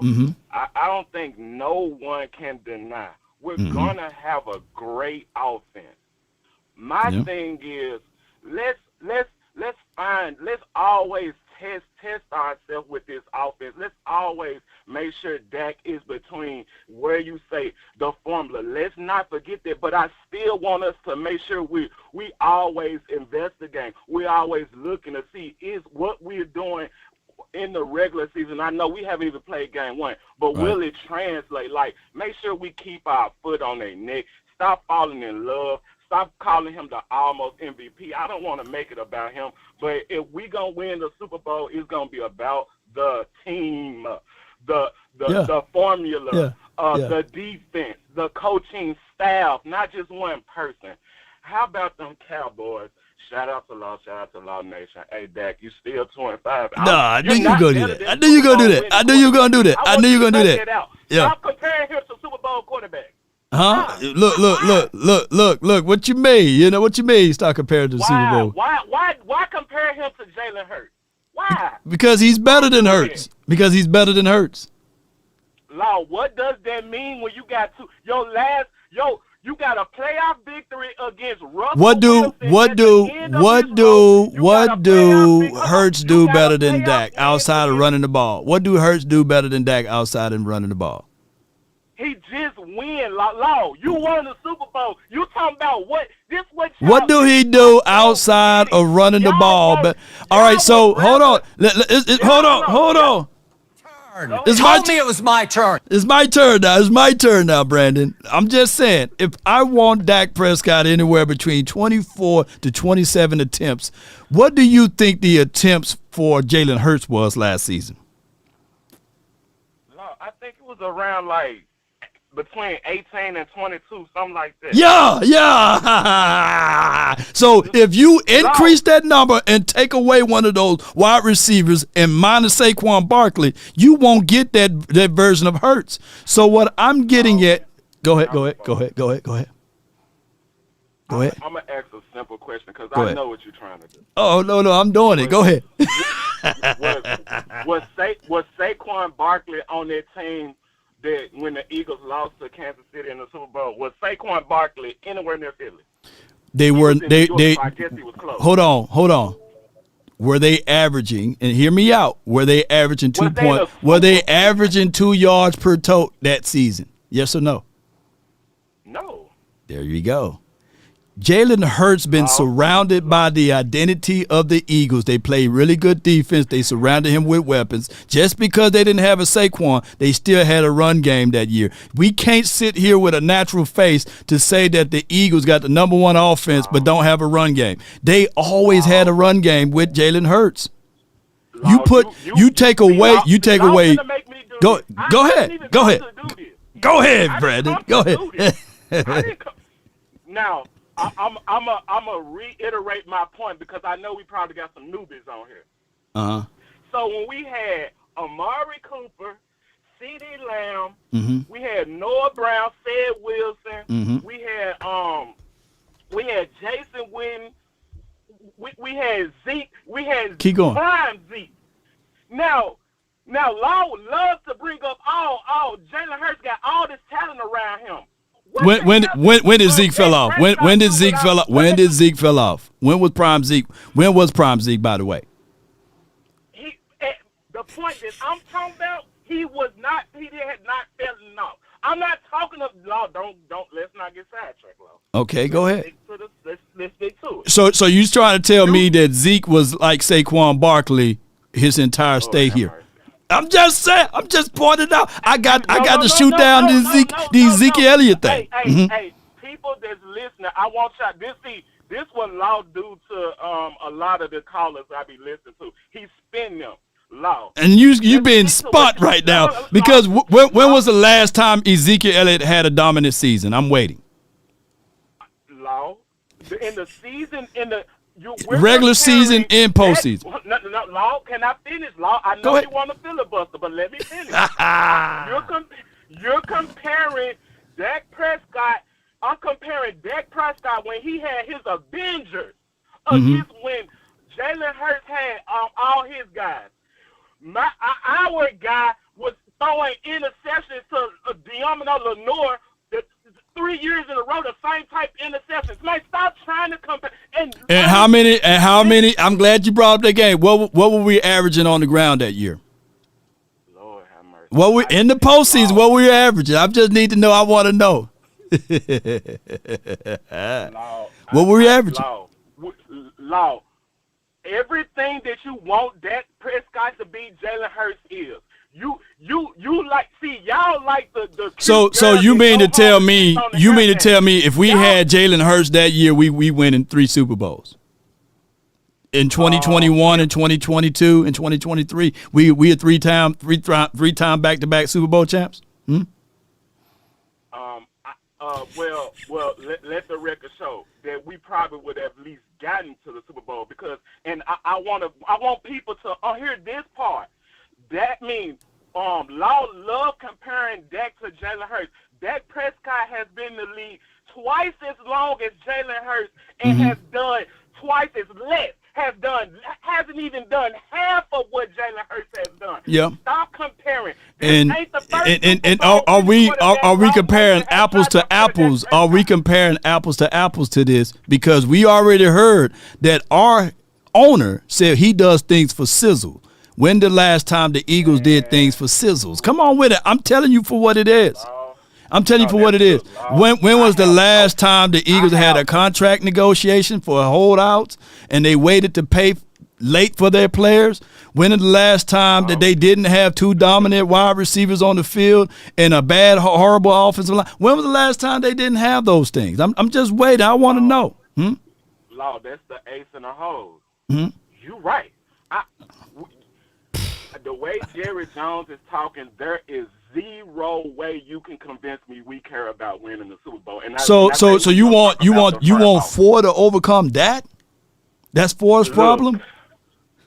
But see, I want y'all to hear what I said. Law is he's talking about in over time. I'm talking about in depth. I'm only comparing that team that we had when we had Amari, when we had CD. They played 7 games together. How many games did A.J. Brown and Smitty play together? We played 7 games together. They played 7 games together. Which playoff game are you talking about? 2021 or 2022? Because my guy Amari wasn't there in 2022. All right, in 2021. All right. So let's do 2021. Let's do 2021. Okay. All right. So they had 15 penalties in that game, 14 to 15 penalties. How many penalties did the quarterback cause in that game? I don't know about penalties, but let's get to them turnovers. All right. What was our average yards per run in that particular postseason game versus the 49ers? Guys, look, it probably How many times did Tony Pollard touch the ball in that game? We did not give him a fair amount of touches. He had two touches on a series, that's right? Crazy. Yeah. How many times did CD get thrown the ball that game? CD. What year was that for CD? By the way. That might have been year 1, year 2. That was his first year with Dak Prescott because he technically got hurt his first year in 2020. And since we going there, why didn't he throw him the ball? You talking about a guy that when we looked at that game, CD Lamb numbers wasn't that bad in that postseason game, but the finite person that should have gotten the ball more was Amari Cooper, right? Why didn't Amari get the ball? Why didn't Amari get the ball? Because they featured him one time on a series, and that's how they scored the first touchdown. You remember off of play action? Hold on. Do you remember? You remember off of that play action that we started to run the ball with Tony Pollard, and because there was people saying that year, man, give Tony Pollard, he's the most explosive running back. But we were playing politics and playing political football. Were we playing political football? Yes or no? You can throw this. You can throw this on politics. You can throw this on Jason Garrett not being an offensive play caller. Then you get Kellen Moore. Then it's Kellen Moore's fault. You can blame it on whoever you want to. But at the end of the day, I want people to do their homework. Go back and look at both of those losses to San Francisco. We basically lost the exact same way. Your quarterback just could not deliver. He Yeah. was not that guy. All right. So the very next game, who did the 49ers play? They played the Green Bay Packers, right? And they lost to the what did they do to them? and they beat the Green Bay Packers. You remember they beat the Green Bay Packers. And why were they able to win? Because they was a damn good team. They was a balanced team. The Cowboys wasn't a balanced team. They was a one-sided team, and as well as the Green Bay Packers that year, they was a one-sided team. So what I'm getting at is, ladies and gentlemen, you can't beat a team that's good on defense and offense. That was a well-balanced team that played hungry with defense, and that's what we looked like. We was penalized. We were penalized with 14 penalties, bro. 14 penalties. Look. I want to say, I want to make sure Law hears this. Mm-hmm. At some point, if you're going to say that quarterback is the most important position on the field, that's why they get the contract they get. At some point, Dak is going to have to deliver us something. Like when will you hold him accountable? Yeah, all right. So what you're saying is, hold on. Hear this point. Hear this point out this. Why would you put everything on a quarterback coming off of an injury that's supposed to he was the first quarterback in NFL history to come back from? Why would you put all of that on one quarterback, huh? Explain that. Explain getting slapped up around the 7th seed, the first ever 7th seed to win a playoff game. Explain getting slapped around about some babies, about baby sharks, because that's what the Green Bay Packers was. They was the youngest team in the NFL. You talk. Now you skipping. You moving. I thought we were talking about 2021. You talking about? Are we talking about 2021? Or are we talking about 2023? I'm talking about the yeah. All right, so who else showed up? Who else showed up in that Green Bay Packers game? Go. Who else showed up in that Green Bay Packers game? Who else? There was a butt kicking from A to Z. Okay, so literally nobody. But this so what game can you point out on the Philadelphia Eagles? Hold on. Answer me this. What game on the Philadelphia Eagles in the postseason did they rely on? What's Jalen Hurts' number? Because he went from 2 to 1. What game did they only relied on one? Well, I know in the Super Bowl he carried. Not what game? 2 touchdowns in the Super Bowl, the biggest game of anybody. And what that defense was able to do to Pat Mahomes? Man, that defense was eating. All right, so when we gonna say the Cowboys defense was eating? Played his part though, huh? Right or wrong? Did the quarterback play his part? Did the who? He just was the Super Bowl MVP. He was just the Super Bowl MVP. So where's your Jalen Hurts jersey at? Because at the end of the day, yeah, for real. How many times? Listen. How many times did they play with a loaded box? Did they play to defend the run, or did they play to stop the pass? Go. Look, Law. What did they? What was the focus? What was the focus? No. In the Super Bowl, no. Don't dodge the question there. What did they defend? Did the Chiefs wanted to stop the run or stop the pass? Go. They wanted to stop the run. Okay, and that causes what on the outside? 1-on-1 to the outside. Man, they was eating, but Law, what? When have we looked at single high safety? Look, when did we look at single high safety? Read us Jalen Hurts stats the first year he went to the Super Bowl. I don't have it right in front of me. Same thing. My point is, Law, all I'm saying is, Law, hold Dak to the same standard. Y'all don't want to hold Dak to no standard. We are. We said. All right, so name me the Super Bowl that the Cowboys won without run game and defense. I give you $1,000. No, nobody's going to me. So if Dak Prescott is not of the kind of caliber of quarterback of Roger Staubach nor Troy Aikman, and you expect him to win with less weapons than Troy Aikman and Roger Staubach, make that make sense. I do not expect Dak to win. That's what you just said. That's what you just said. No, I know. Well, when he had When did we had top 5 defense? When did we had the Legion? When did we had Doomsday defense? When did we had the 90s kinds of caliber defense? No, if you want him to have all pros at every position, Jerry Jones don't even want to pay for the all pros he got on his team. And what did the Eagles just have? What did the Eagles just have? What did the Eagles just have? Lord, they got a front office that's Why is this Dak Prescott problem? If you want a front office job with the Eagles, just ask them. Yeah, if you want a front office Eagles job, just say that. I don't know what the Eagles do. I just know. I'm just telling you. I just told you. I just told you what the Eagles did is they didn't put everything on Hurts. It would have hurt them. I agree. Lord. So go ahead and say I won. Say I won then. I won on that one. But in closing, Yeah. In closing,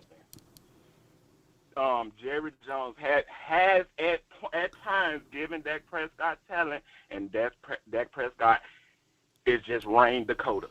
Now, I will say this in closing. Look, we do have a chance, but Rain Dakota gonna have to show us something other than 2-5.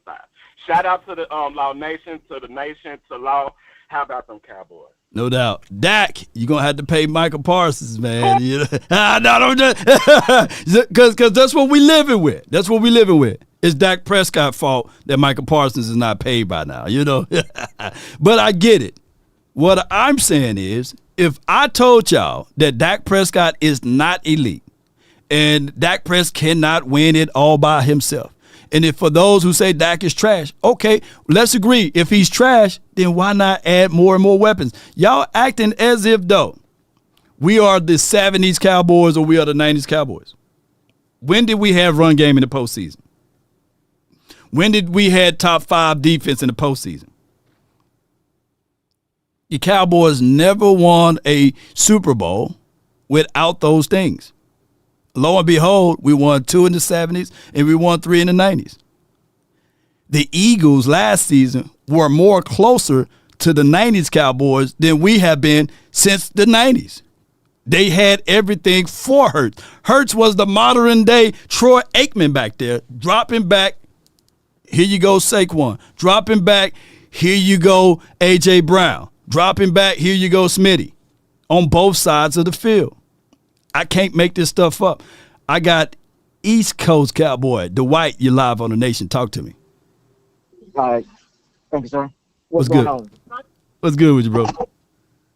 This your man, East Coast. What's happening? East Coast, man. What's good with you, bro? What you got for me today, man?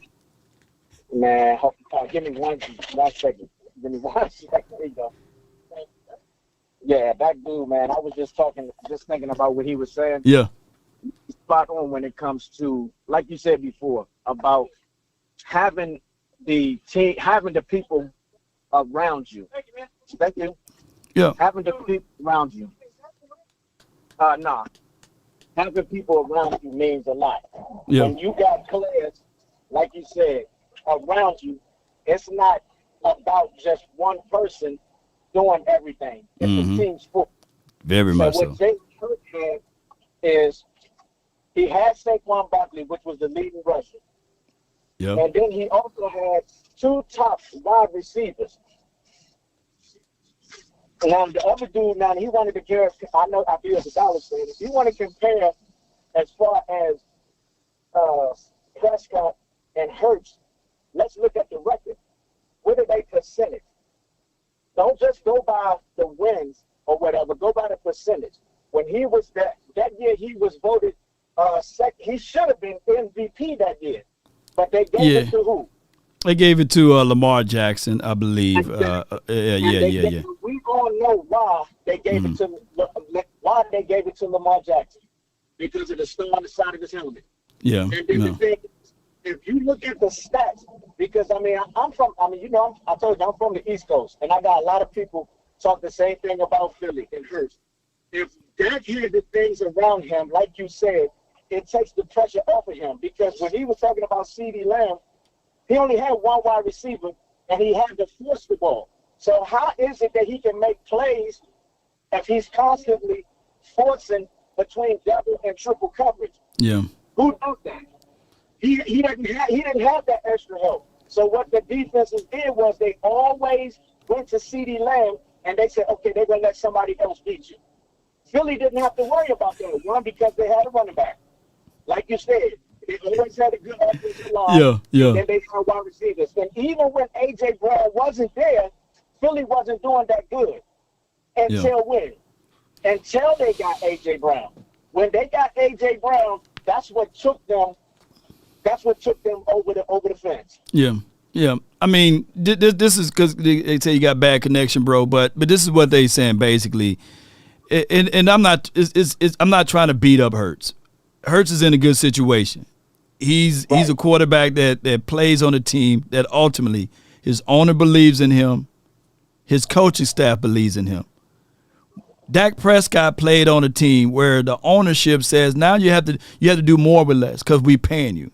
They made it like it was paying to pay the man instead of just saying, you know what, if we ultimately didn't believe in him, then they could have just traded him away for multiple pieces. But they didn't want, there's a thing called the fear of loss. They didn't want him to leave and go somewhere else and be a good quarterback. So what they did was they drove a wedge in between the fan base. Whereas Dak Prescott now have to earn his money, right? Whereas when you look at two different situations, Hurts, everywhere he went to, far as with the Eagles, they commanded him. They said, okay, what do you need? You need fresh towels? I got fresh towels for you. You need running water? I got running water for you. What you need? You need some extra towels? I got that for you. He had concierge services. Whereas Dak Prescott literally was considered trash by his own fan base. Never accepted by his own fan base collectively because there were still people saying, bring back Tony Romo, right? And then there was people saying that, hey, Dak Prescott is getting carried by Ezekiel Elliott. Let's pay Ezekiel Elliott. Don't y'all know that Ezekiel Elliott got paid twice before Dak got paid once? He got his rookie contract, was making north of 18 to 19 million, right? This dude getting paid $800,000. Rico Gathers was making more money than Dak Prescott. By the time he got paid, people were saying, hey, man, you know what? That's too much money to give a guy that's carried. Now I'm seeing a team that just come off of a Super Bowl that was carried by Saquon Barkley, carried by the number one defense. They were not the number 3, not number 4. They was the number 1 of all of defense last season, the Philadelphia Eagles, by the way. And not one word mentioned. Not one word mentioned about from the organization that he had to do more with less. So it's crazy how people can draw the line in the sand and say, well, with that being said, he's better. That's crazy. It's crazy. Yeah, it's crazy. So it's not even a comparison of apples to apples. And even with the ideology of Amari Cooper and CeeDee Lamb only playing 7 games together, that's crazy. That's right. Yep. And like you said, that was the biggest thing about it, because like you said, once again, it's a team sport. And that's like I said, everybody want to compare Dak to Hurts. But like you said, it's like they expecting Dak to do the same thing Hurts did with less. This is the only team that I know that say, okay, we want you to do better with less. Yeah. And that year that Amari Cooper was there, CeeDee Lamb was still a rookie. He wasn't all of that. He's not the CeeDee Lamb that he is today. It's today, now, yeah. Let's see how it's going to look. And before I let you go, East Coast, how many years did A.J. Brown and Smitty play together before they got their Super Bowl? Y'all put that in the chat. Like 4 years? Yeah. So it still takes time. So people looking at now that the Cowboys got CeeDee Lamb and Pickens, we automatically gonna be like what the Eagles just did. No, it takes time. It took time for them to build that team together. But I appreciate you, man. Thank you for calling in. All right, man. Take it easy, love. No doubt, man. I got my brother from another mother. Don't look like Danny Glover, but I got $100 grand with the plan. What's good with you, man? What's up? Shout out to the Slurpee.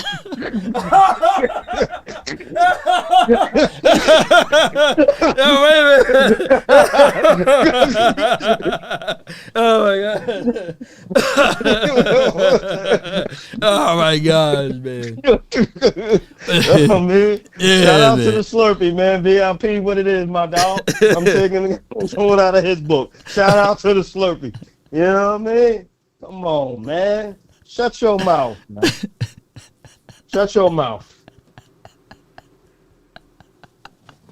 What you got for me today, man? What you got You for know me what I'm today? saying? Come on, man. It's ridiculous, man. It's just ridiculous.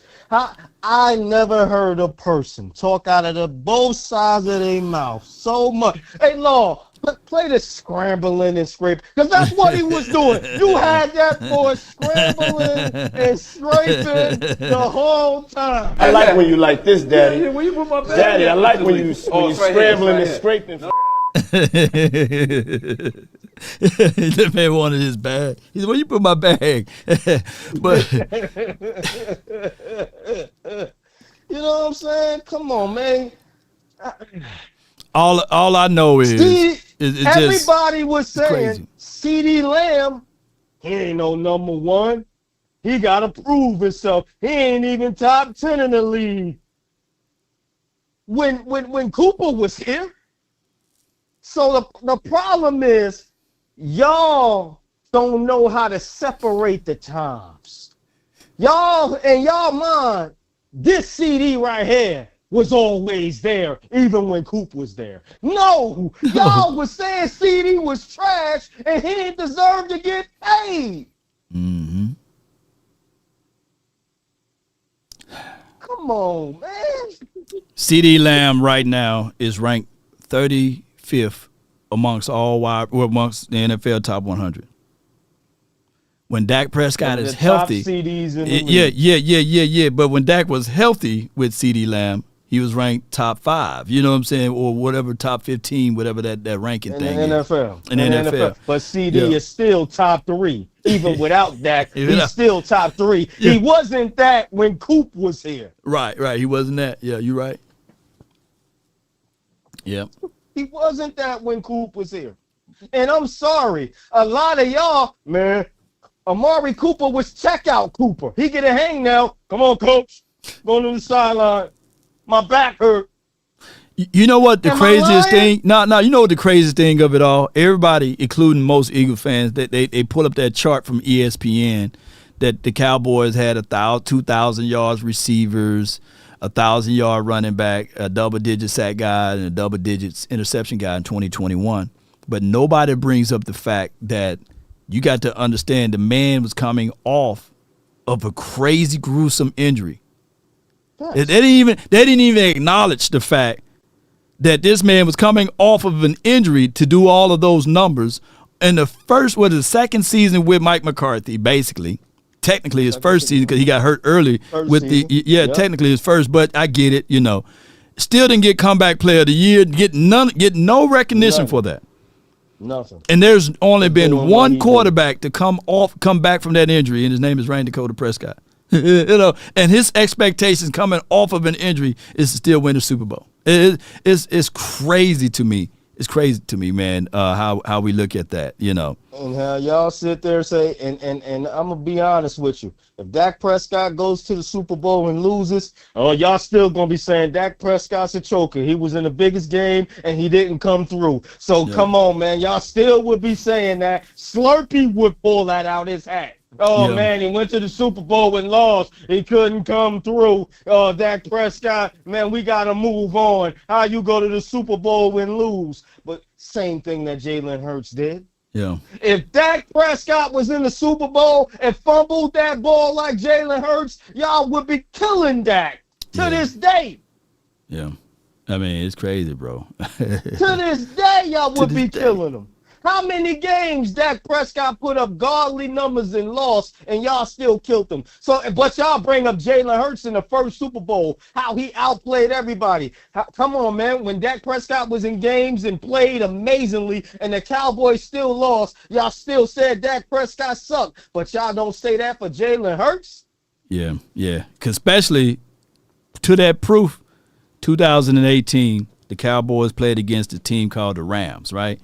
And Dak really outperformed Goff. But, you know, of course, he couldn't outperform that damn run game by the Rams. They still, this CJ Anderson, to this day, I'm still mad at any CJ. There was CJ calling, I'd be like, damn, because CJ Anderson's still running somewhere on the boys. Y'all blame Dak. Y'all say Dak Prescott, boom, boom, boom, boom, boom, sucks all this, all the picks. What about the picks he threw? What about this and that? What about Jalen Hurts in that Super Bowl game when he fumbled the ball and he did all this and that? What happened to that? It's rough. And y'all want to talk about all he do was win. He won. He won when he got run game. Yep. If you don't have run game, you're not winning anything. Yeah. I don't care. And if y'all think I'm lying, why y'all not giving Burrow the slack? Why y'all not saying Burrow gotta go? Yeah. Burrow ain't even make the playoffs since. Yeah. Oh, wow. Yeah. Why y'all not coming at Burrow? How y'all coming at Dak? Why? Because he don't got the star on his helmet. If Burrow had the star on his helmet, Lord, they would be killing him. Oh, man, they changed the narrative there. They said, man, we'd have had 10 Super Bowls. Burrow got 2 wide receivers. He stacked. Scarecrow 7 Ho $2.5. Brandon couldn't hear you, La BCUZ. He got Hurts children in his ears, tears of joy. You had him umming like Jerry. Floor is my quarterback, DC4L. Y'all just mad at any quarterback that got the star on his head, a.k.a. you see the fall from grace that Joe Milton went through. Before that game, Joe Milton was legendary. You would have thought he went 12-5. Look, I want to pull up something right quick. Here's the craziest thing of it all, bro. All right, I'm gonna kick back to Joe Burrow because I like Joe. Joe is nice, man. Joe Shiesty, as they say. He can throw every ball. Yeah, Joe Shiesty. They haven't been to the postseason in 2 years, right? But the number one excuse is because they keep saying that the Cowboys make excuses. Been the defense and the offensive line, right? Like they don't have a guy that got 18 sacks over season over there, right? They don't have any playmakers on defense. But all I've seen is their defense was better than our defense last season. Shit, you know what I'm saying? But they say they don't have no offensive line. Beat them boys. So they say that the Bengals don't have our offensive line. And I'm pulling up this post right here. It says this right here. I'm gonna read it out to you because I know you're on the phone with me. Chase Brown equals top 10 running back in the National Football League. It says, I believe Chase Brown is a top 10 running back in the National Football League. He averaged 825.5 rushing yards with 5.5 touchdowns. And then they was talking about the fact that his average yards per tote was like north of like 4 yards or something like that, or right at 4. So it hit me. Like, damn it, Joe Burrows can throw the ball all over the field to a Jamar Chase and a T. Higgins. They can go get a running back that can be top 10 in the National Football League, but somehow they got good run game, good passing game, but still yet a terrible offensive line. Make that make sense for me, bro. Break that down to me. Make it make sense. It don't make sense. Help me out. Because it's a Bengal instead of a star. Yeah. Because it's a Bengal instead of a star, Law. That's why. That's why. Because it's a Bengal instead of a star. We like, our fan base loves the backup. Yeah. I don't care who the backup is. They love the backup. And then when the backup don't show up, when the backups show up and don't do what they want them to do, they throw them to the side. Yeah. And go for the backup of the backup. That's why. Joe Milton trash right now. Some people probably want to trade the man. What's going on? But when he threw that 60-yard pass, y'all wanted to crown the man. Give him the starting position over Dak. Yeah. That's wild, bro. My guy, Simus. Shout out to Simus, right? He says 80%ers and 20%ers. It's a lie. The 20%ers know about the Cowboys, dog.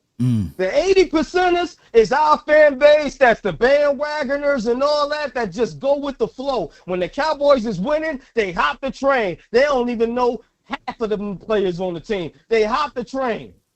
They love it. They go along with the backup quarterback threw the pass for 60 yards. He should start. Those are the 80%ers. The 20%ers are the guys that know, man, Jerry Jones, what he doing ain't right about this football team. Dak Prescott ain't had no defense to really do anything. No, the running game averaged 3 yards. How you going to win when you throwing the ball 40 and 50 times? How you going to win a game like that? 2.1. Those are 2.1. 2.1. You get 3. Shit. If I can get 3, I can get 3. Shit, I wish I could get 3 of them, but 2.1. That's what I'm saying, man. Hey, people fail to realize, man. People fail to realize how difficult that is to average 2 yards in the playoff, bro. Rushing. It's harder.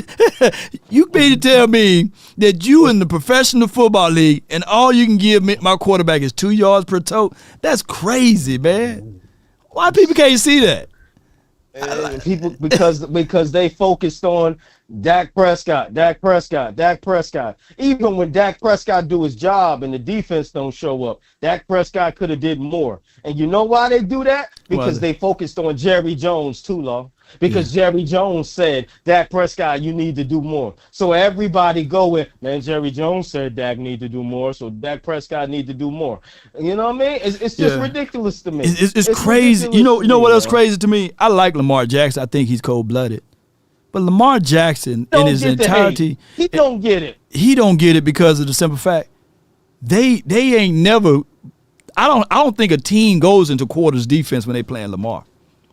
Their ideology is Lamar, if he gonna throw the ball on us, he gonna have to throw the one-on-one passes, but we gonna load the damn box, keep a spy on him. He ain't really like deadly like that, but his numbers will speak that because the damn brother throwing it one-on-one to the outside. Nobody, when they playing the Ravens, they sitting back saying, we got to stop the pass. When teams play the Dallas Cowboys, they are dropping 6 and 7 DBs, and they're saying, hey, run it. There's no running game. Even this season, what do you think teams are going to do, Lo? Oh, yeah. Show us with the running game. Show us. Show us. Drop back in the quarters. You going to show us. And, Lo, they're going to have no choice but to drop back in the quarters because we got two dogs on the outside. Yeah. So you think they're going to say, yeah, man, we got to stop the run? No. They're going to say, man, this running game going to have to show up. Everybody already said we got the 30-second run game already anyway. So you think the Eagles ain't going ahead saying, man, the Cowboys going to have to stop the run. We ain't even worried about the Cowboys running. Yeah. We just here to stop the pass. And it's harder. It's granted, Law, it's going to be harder. You can't drop 7 and I don't think you could stop CD and Pickens even when you do quarters now. Because before it was just CD. We double up on CD, and those other guys ain't going to be able to do shit. Yeah. Those other guys ain't going to be able to do shit. It's just CD. They can't do that no more. Yeah. They can't do that no more. So it's going to be harder. But if we got run game, what you going to do? And now they can't do quarters no more. And that's what I was trying to tell like all the Eagle fans. Like they said, well, man, Jalen Hurts outperformed Pat Mahomes in that Super Bowl. Teams can't drop in the quarters when they play the Eagles, Law. You can't just drop in and drop 7 and say, you can't do that. Why they can't see like why even Eagles fans, they know good and well that doggone Jalen Hurts is not better than Pat Mahomes, but why they just can't see that? You know, why they can't see that the team that Pat Mahomes was going up against, that they dropped everybody. The team didn't give a damn about Pat Mahomes running the ball. You know what I'm saying? About that running ball. Him running the ball. They didn't care. They didn't care. They played quarters against Pat Mahomes the whole game. That game looked like Dak Prescott was Pat Mahomes, and they won the same way. Why? Because when you don't care about the run game, all you got to do is just drop 7. They said, hey, man, let the Chiefs run a game. Let them get 7 yards a carry. Let them get 10 yards a carry. We don't care. Yeah, we don't care because we know the Eagles is going to put up points because you got to play the Eagles honest. There you go, man. You can't do all that fake stuff. You got to play them straight up. And when you gotta play somebody straight up, you lost. Because A.J. Brown's on one side, Smitty's on another side, you got Dallas Goedert, and you got Saquon. You can't stop all of them boys. I don't care who you are. You can't stop. One of them boys going to get open. Hey, you got all that, and then at the end of the argument, Hurts is better. Oh, man. Come on, man. I can't make this stuff up. And I'm not beating up Hurts. I think Hurts is he's a real cool, calm, collected guy. And they got the best offensive line in the league to make it work with Saquon. Yeah, man. Let me let the next caller on, man. They got this line long. You can hold back, man, just in case somebody want to jump in. But let me let Pastor Tim, man. Appreciate you, man. I got Pastor Tim, then I got the 901. Pastor Tim, man, you're live on the Nation, brought to you by RogueShop. What you got for me, bro? First, I want to say, I'm doing great. I'm blessed. My father's doing great, so much better. And that's good stuff. I want to thank again for everybody prayers and everything like that. Appreciate I want to thank y'all again for that.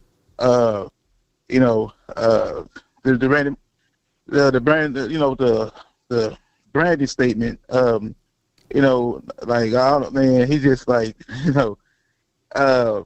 he gets upset because the Cowboys is getting much better. We are a new beginning team this season.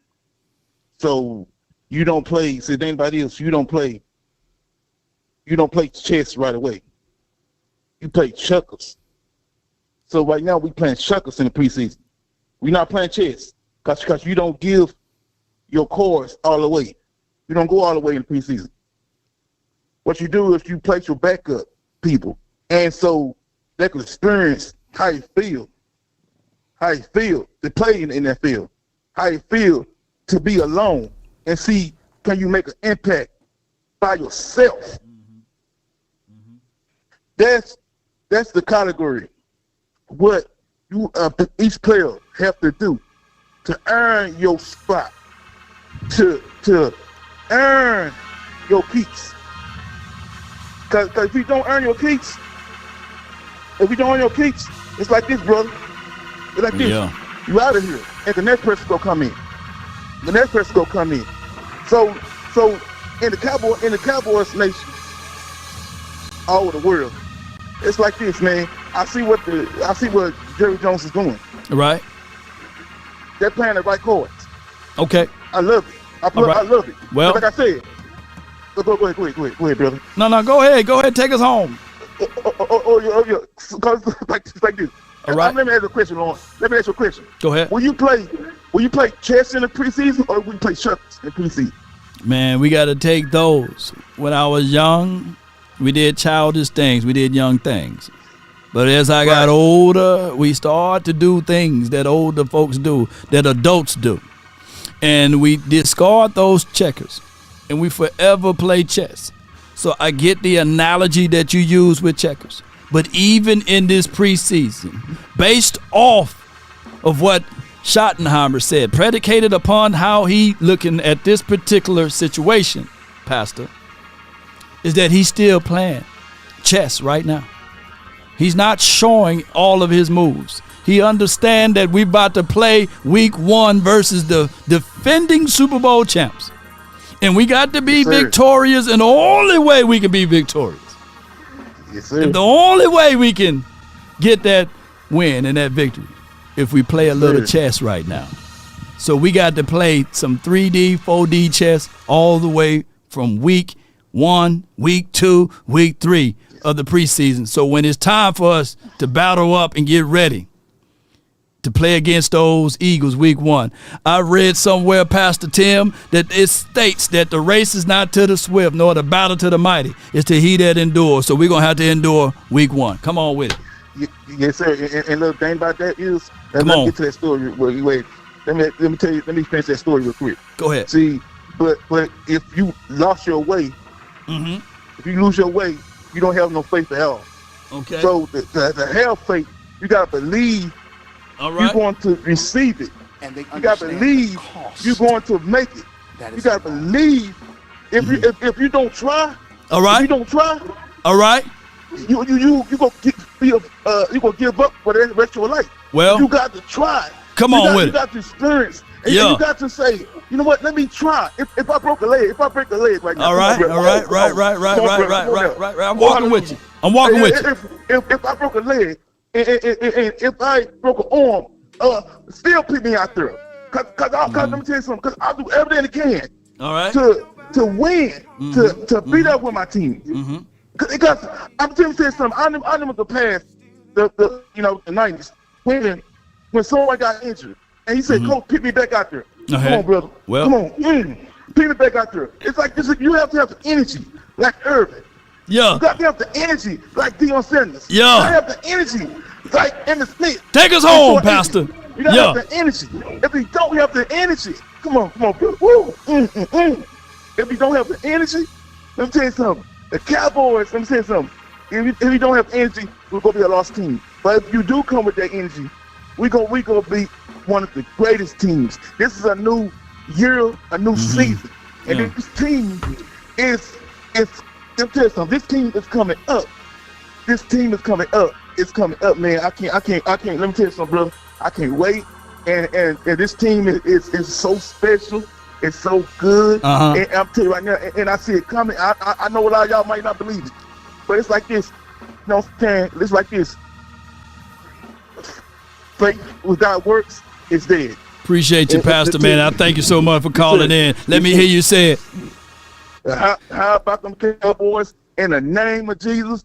Yeah! Let's get it, man. Come on with it, man. Yeah. That's Pastor Tim, man. Y'all be sure to check him out, man. Hey, that was a good energy right there. I got the 901, then I got the 215, and then I got the 757. So 901, you're live, boys. 901, boys, you're live, man. Shout out Law Nation. Shout out Memphis. Shout out Grizz. Shout out Ja. Shout out Tigers. Shout out Hardaway. Shout out Glorilla. Shout out 3-6. Rest in peace, Young Dolph. Memphis in the house. Shout out 100 grand too, because he a hater. Memphis Tennessee in the building, man. What's up, neighbor, man? What you got for us today, man? Hey, I appreciate everybody's passion today. I was down and out on Dak, and you guys brought it back to reality perspective with me. So I went ahead and pulled up Jalen Hurts stats from last year for the guy that was going back and forth with you. One time, Jalen Hurts threw for over 300 yards. 10 times, he threw for 240 yards and less. 7 times, Jalen Hurts threw for under 200 yards. Number 1 rushing attack, 2,000-yard rusher, number 1 defense, 2 number 1 receivers. If you give Dak all those options, Super Bowl. And why didn't the Eagles go undefeated with all that? I'm out. Memphis in the house. Memphis in the building, man. Look at that, man. My guy, he just wanted to lay the truth out and then dip up out of there, man. I love my Memphis neighbors, said, Mississippi is where it's at, though, Tennessee. But, here's the thing, though. Somebody pull up those numbers in the postseason and let me know, when have we ever had the ability to win games with Dak Prescott throwing those numbers? Y'all pull up Jalen Hurts numbers. I don't put up the running numbers and all of that stuff. I'm talking about just throwing the ball.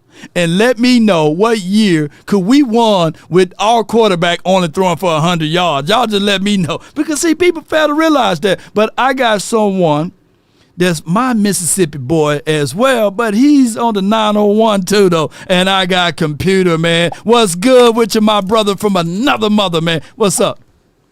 How y'all doing out there in Cowboy Nation land, Law Nation sports world? What's happening? Nothing much, bro. Nothing much, man.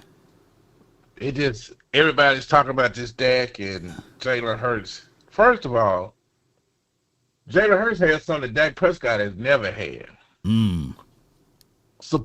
Full support of the fan base, full support of the media, full support of people on ESPN, the 4-letter networks, people talking highly of you. Ever since he was at Alabama, even when he wasn't until outplayed him, they took his side in that situation. He's always been. Take particular men and black men, and they always side with one and they always down the other one. I give you a prime example, just like us, 3-6 Mafia in Memphis. The whole city was behind Player Fly and Yo Gotti. 3-6 Mafia had to do it on their own. We had to do it on our own. We didn't get the support from the community and from everybody the way Fly and Yo Gotti did. They was against 3-6 Mafia, but 3-6 Mafia ended up being the biggest group from Memphis and had the most influence. If people want to talk about Dak Prescott comparing to other people, look what the young man has been through since he's been in the NFL. He lost his mama the last couple of years he was at Starford in Mississippi State. He come and take over Romo, half of the fan base attacking because he came in for Romo. That wasn't his decision. Yeah. He ended up losing his brother and all this other stuff that he went through with him breaking his leg and everybody down. He's just a 4th-round draft pick, and he's in a no-win situation in Dallas. If people sit around and criticize him for not being able to do certain things, but then they'll sit around and criticize Jerry, which one is it? You got to make your mind up. Is it? It's been 30 years since we had a championship. The main reason why the Dallas Cowboys haven't won a championship since '96 is we haven't had a defensive tackle. The top 10 defensive tackles in the NFL right now, 9 of them are from the South. 4 of them from the state of Mississippi. Zip. And all of them are 6'6". Every dominant Super Bowl team that's won a championship has had a 6'6" defensive tackle. Leon Lett was 6'6". Tony Tobert was 6'6". Russell Maryland was on the other side, but he wasn't a dominant force. Tony Tobert and Leon Lett was more of the dominant force on that D line than Russell Maryland was, even though he's a 1st-round draft pick. And salute to Jim Jeffcoat too. Yeah, you salute to him. We keep going. Jim Jeffcoat also. I forgot about Mr. Jeffcoat. Sorry, I forget about him. Too Tall Jones and Randy White. 6'4", 6'6" defensive tackles. We haven't had that. That's one of the reasons why we haven't won a Super Bowl.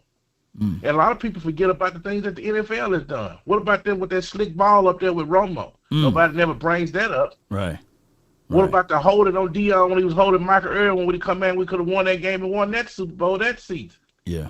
What about the Dez catch? Yeah. What about the holding of David Irvin on that long pass by Aaron Rodgers? Nobody bring that up.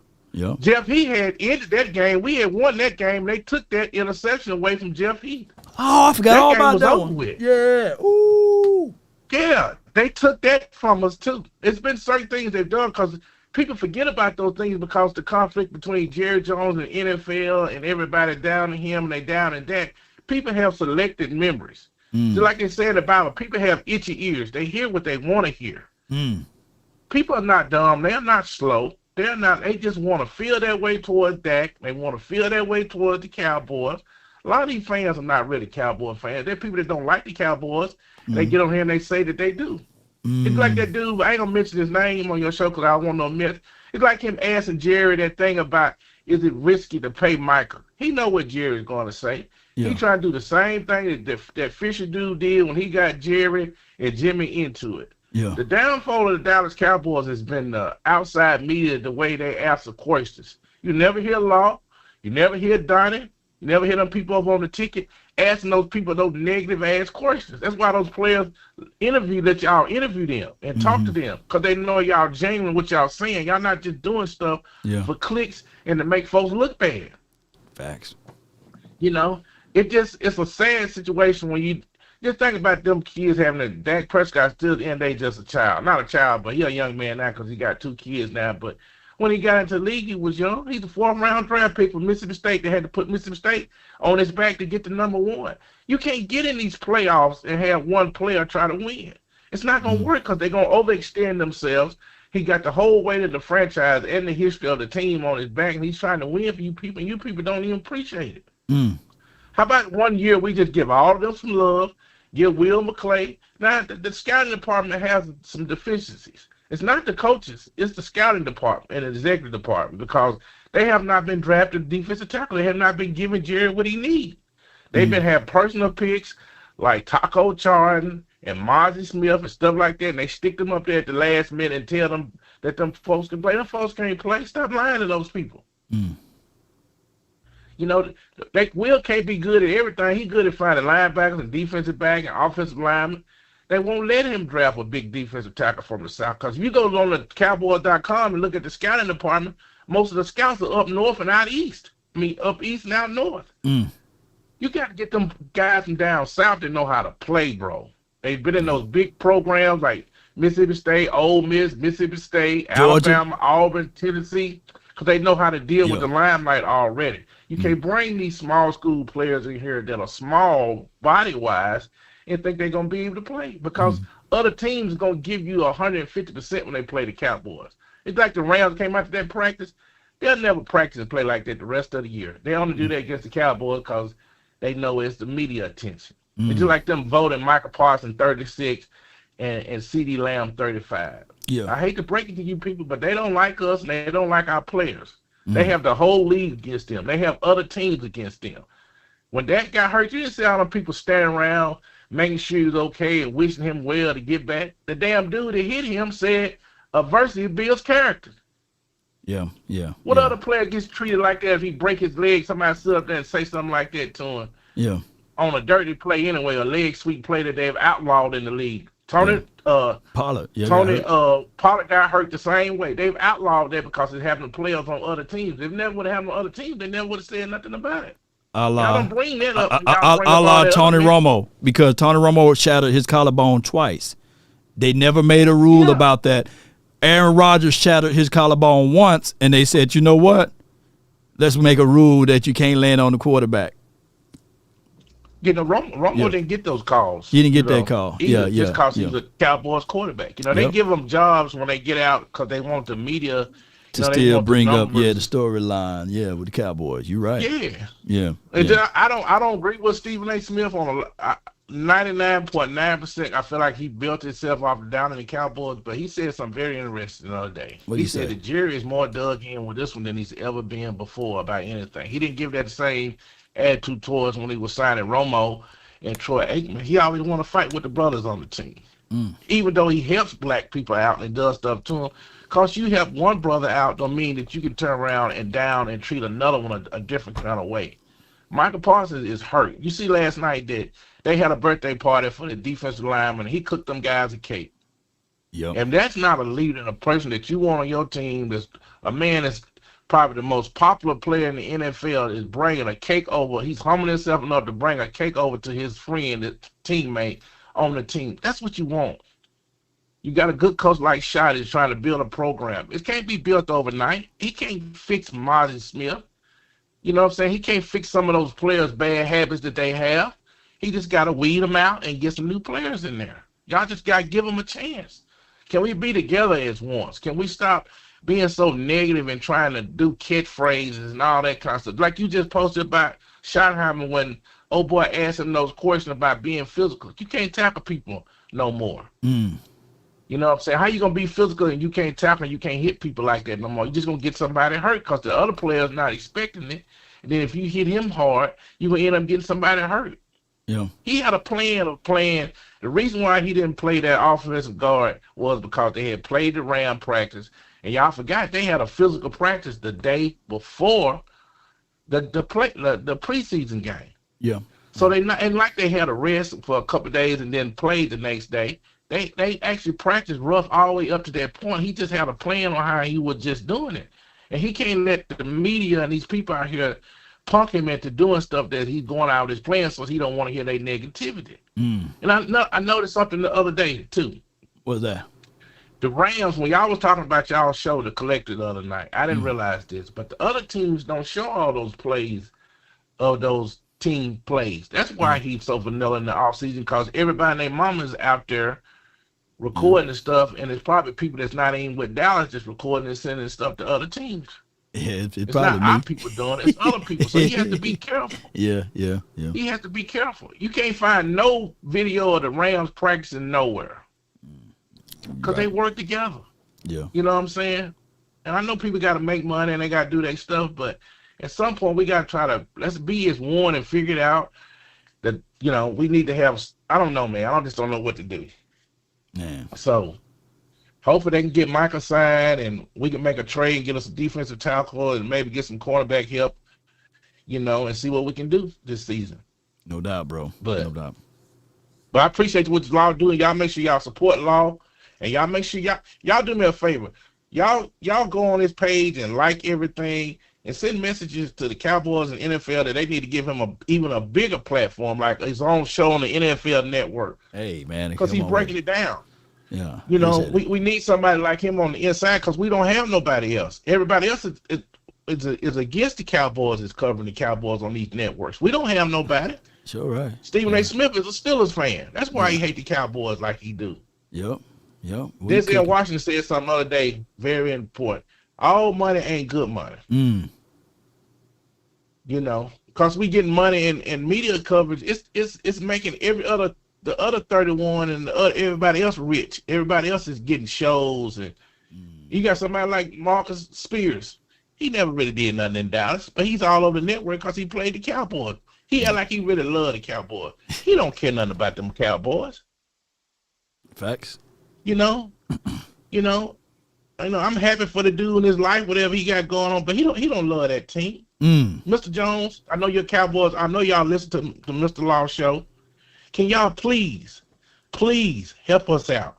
Can you please give Micah his contract so we can get that y'all gonna kill his spirit? Just like Ezekiel Elliott. You know what hurt Ezekiel Elliott when he went up there and talked to Roger Goodell? He was never the same after he came back after that conversation. I don't know what they did to him up there. It wasn't his body. It wasn't his speed.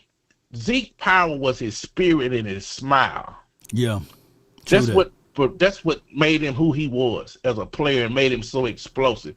Once you took that spirit from him, black people, we're different. Once you take our spirit from us and take our joy away from us, that controls how we act and how we do things. Now you can notice, you can look at a black kid that grew up in a family like me and Law. We are happy, we good, we ready to go. When these kids grow up in these negative environments, it's hard for them to overcome that. Because we are love people. We're not a negative people. We love people. We go off love and affection. We're not really going off of how you things supposed to be because we just not built that way. We're like God. You know what I'm saying? So we love everybody and we care about everybody. We just want y'all to treat us the same way and have faith in this team and let's just move forward as a fan base and as the Cowboy Nation. Like I said, y'all support Law. Send as much money as y'all can. Write as many people y'all can and keep it 100% positive. Because we're going to be all right. You know what I'm saying? No doubt, man. I thank God that Mr. Jones and Shotty was able to overcome that cancer because a lot of people not able to overcome that stuff. Let me just say a prayer right quick.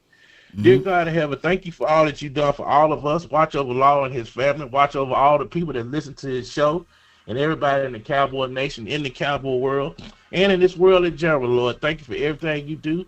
And we appreciate you, and we love all y'all. Thank you. Amen. Amen, man. That's computer brand from the 901, man. The brother delivered. From the SIP, though. From the SIP. Oh, yeah.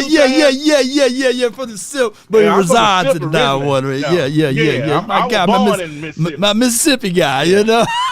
Yeah. I'm a Mississippi all 100%. I just roll with the 3-6 Mafia. That's why I'm with the 901. You know what I'm saying? The greatest rap group of all time. Yeah, you know what I'm saying? But at the end of the day, I'm Mississippi born and bred, and I ate red dirt just like everybody else. That's our secret. Yes, indeed, a secret, man. Red dirt. Yeah, I'm actually, appreciate you, bro. Yes, indeed. I'm actually 55 years old. I'm just looking this young because I eat that dirt. Yes, indeed. I got, boy, we having a good show today, man. We taking y'all to church. Man, we talking about realism stuff. We talking about everything. No holds bar over here, man. I got Mike Sanders, and then I got 704, man. Mike, you're live from the 757, man. Talk to me, man. Hey, what's going on, Lord? What's going on, bro? Yeah, man, all is well. I can't complain, bro. How you living, man? Man, I'm living all right. Just got back home from work, man. 5 a.m. shift. You know how that is. You know how that goes. Yeah. Oh, yeah. But I'm going to play both sides of the fence here, man. Okay. I'm just going to come out clean. Because I had my issues with Dak Prescott. But I'm never going to say Dak Prescott trash. I think that's just going a little bit too far. Right. I just think it's tough for him to win with us in these lights, the media attention. He hasn't came from that. He's low. He was low profile. He tries to be high profile now that he's on Dallas. That's why he says all the right shit when he steps to the media. But we all know when Dak is talking. He's just being an PC. ambassador for the Cowboys. Yeah. He's PC. He's very PC, man. You know. So we know he's not really telling us the truth about everything, about the locker room and everything like that. Oh yeah.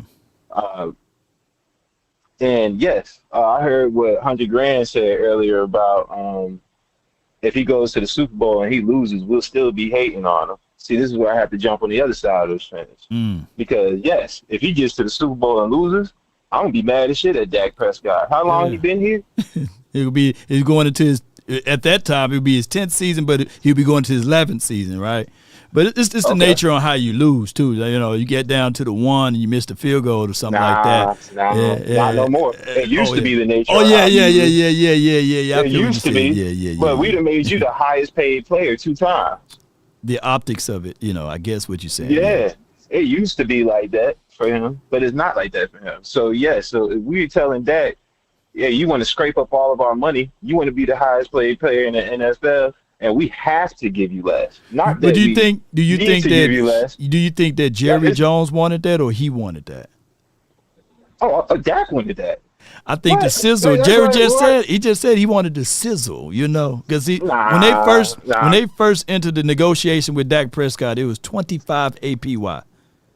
They ended up pushing it back so far that it became looking like Stephen A. Smith headline. Hairline. It become big. By the time they paid Dak, it was 40. That's crazy. Or 35 or something like that the first time. Yeah, 40. No, 40. Yeah, go ahead. No matter the situation, we made you the highest paid player twice. Facts. No matter the situation. Okay? So you have a bill to live up to. Yeah, you need to play like Patrick Mahomes. We know you can't do it, but you need to.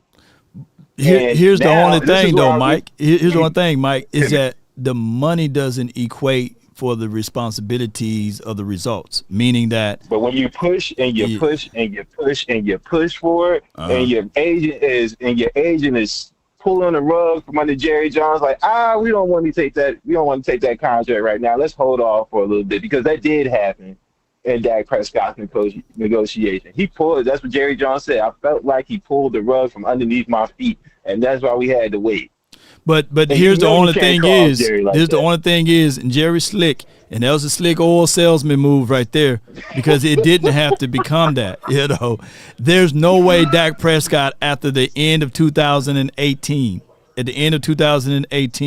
that he could request for 40. If they were to go ahead and pay him right before Goff and as well as Wentz, he would have got paid 38 or something like. He would have got paid. What did Goff and Wentz got? I think they got like right at 35 or something like that. He would have got like 35. Yeah. He would have got that. He would have got that, and we would have been done with it. But by the Cowboys being coy with it, and I can tell you, Rocky Arsenal, he did throw a monkey wrench in that, and that was Ezekiel Elliott. They had said, okay, it's time for Zeke to get paid, and they ultimately had to bow down and pay Ezekiel Elliott. But at the time being, who deserved the money? I mean, at that time being, you can make the argument that Zeke did deserve that money, but at the end of the day, you pay your quarterback first. You got to pay your quarterback first. If you believe in your quarterback. You pay your quarterback first. But he's given us multiple reasons not to believe in him in the postseason, not the regular season. Let me tell you how backwards this is for this argument. The Giants believe in Daniel Jones more than they believe in Saquon, and they pay. You got terrible front, and they paid Daniel Jones before they paid Saquon. And Daniel Jones didn't have the kinds of caliber of resume that Dak Prescott exhibit and exude. But that goes to show you that you're supposed to believe in your quarterback first. Now, even though that was a terrible analogy, but that's how it's supposed to be.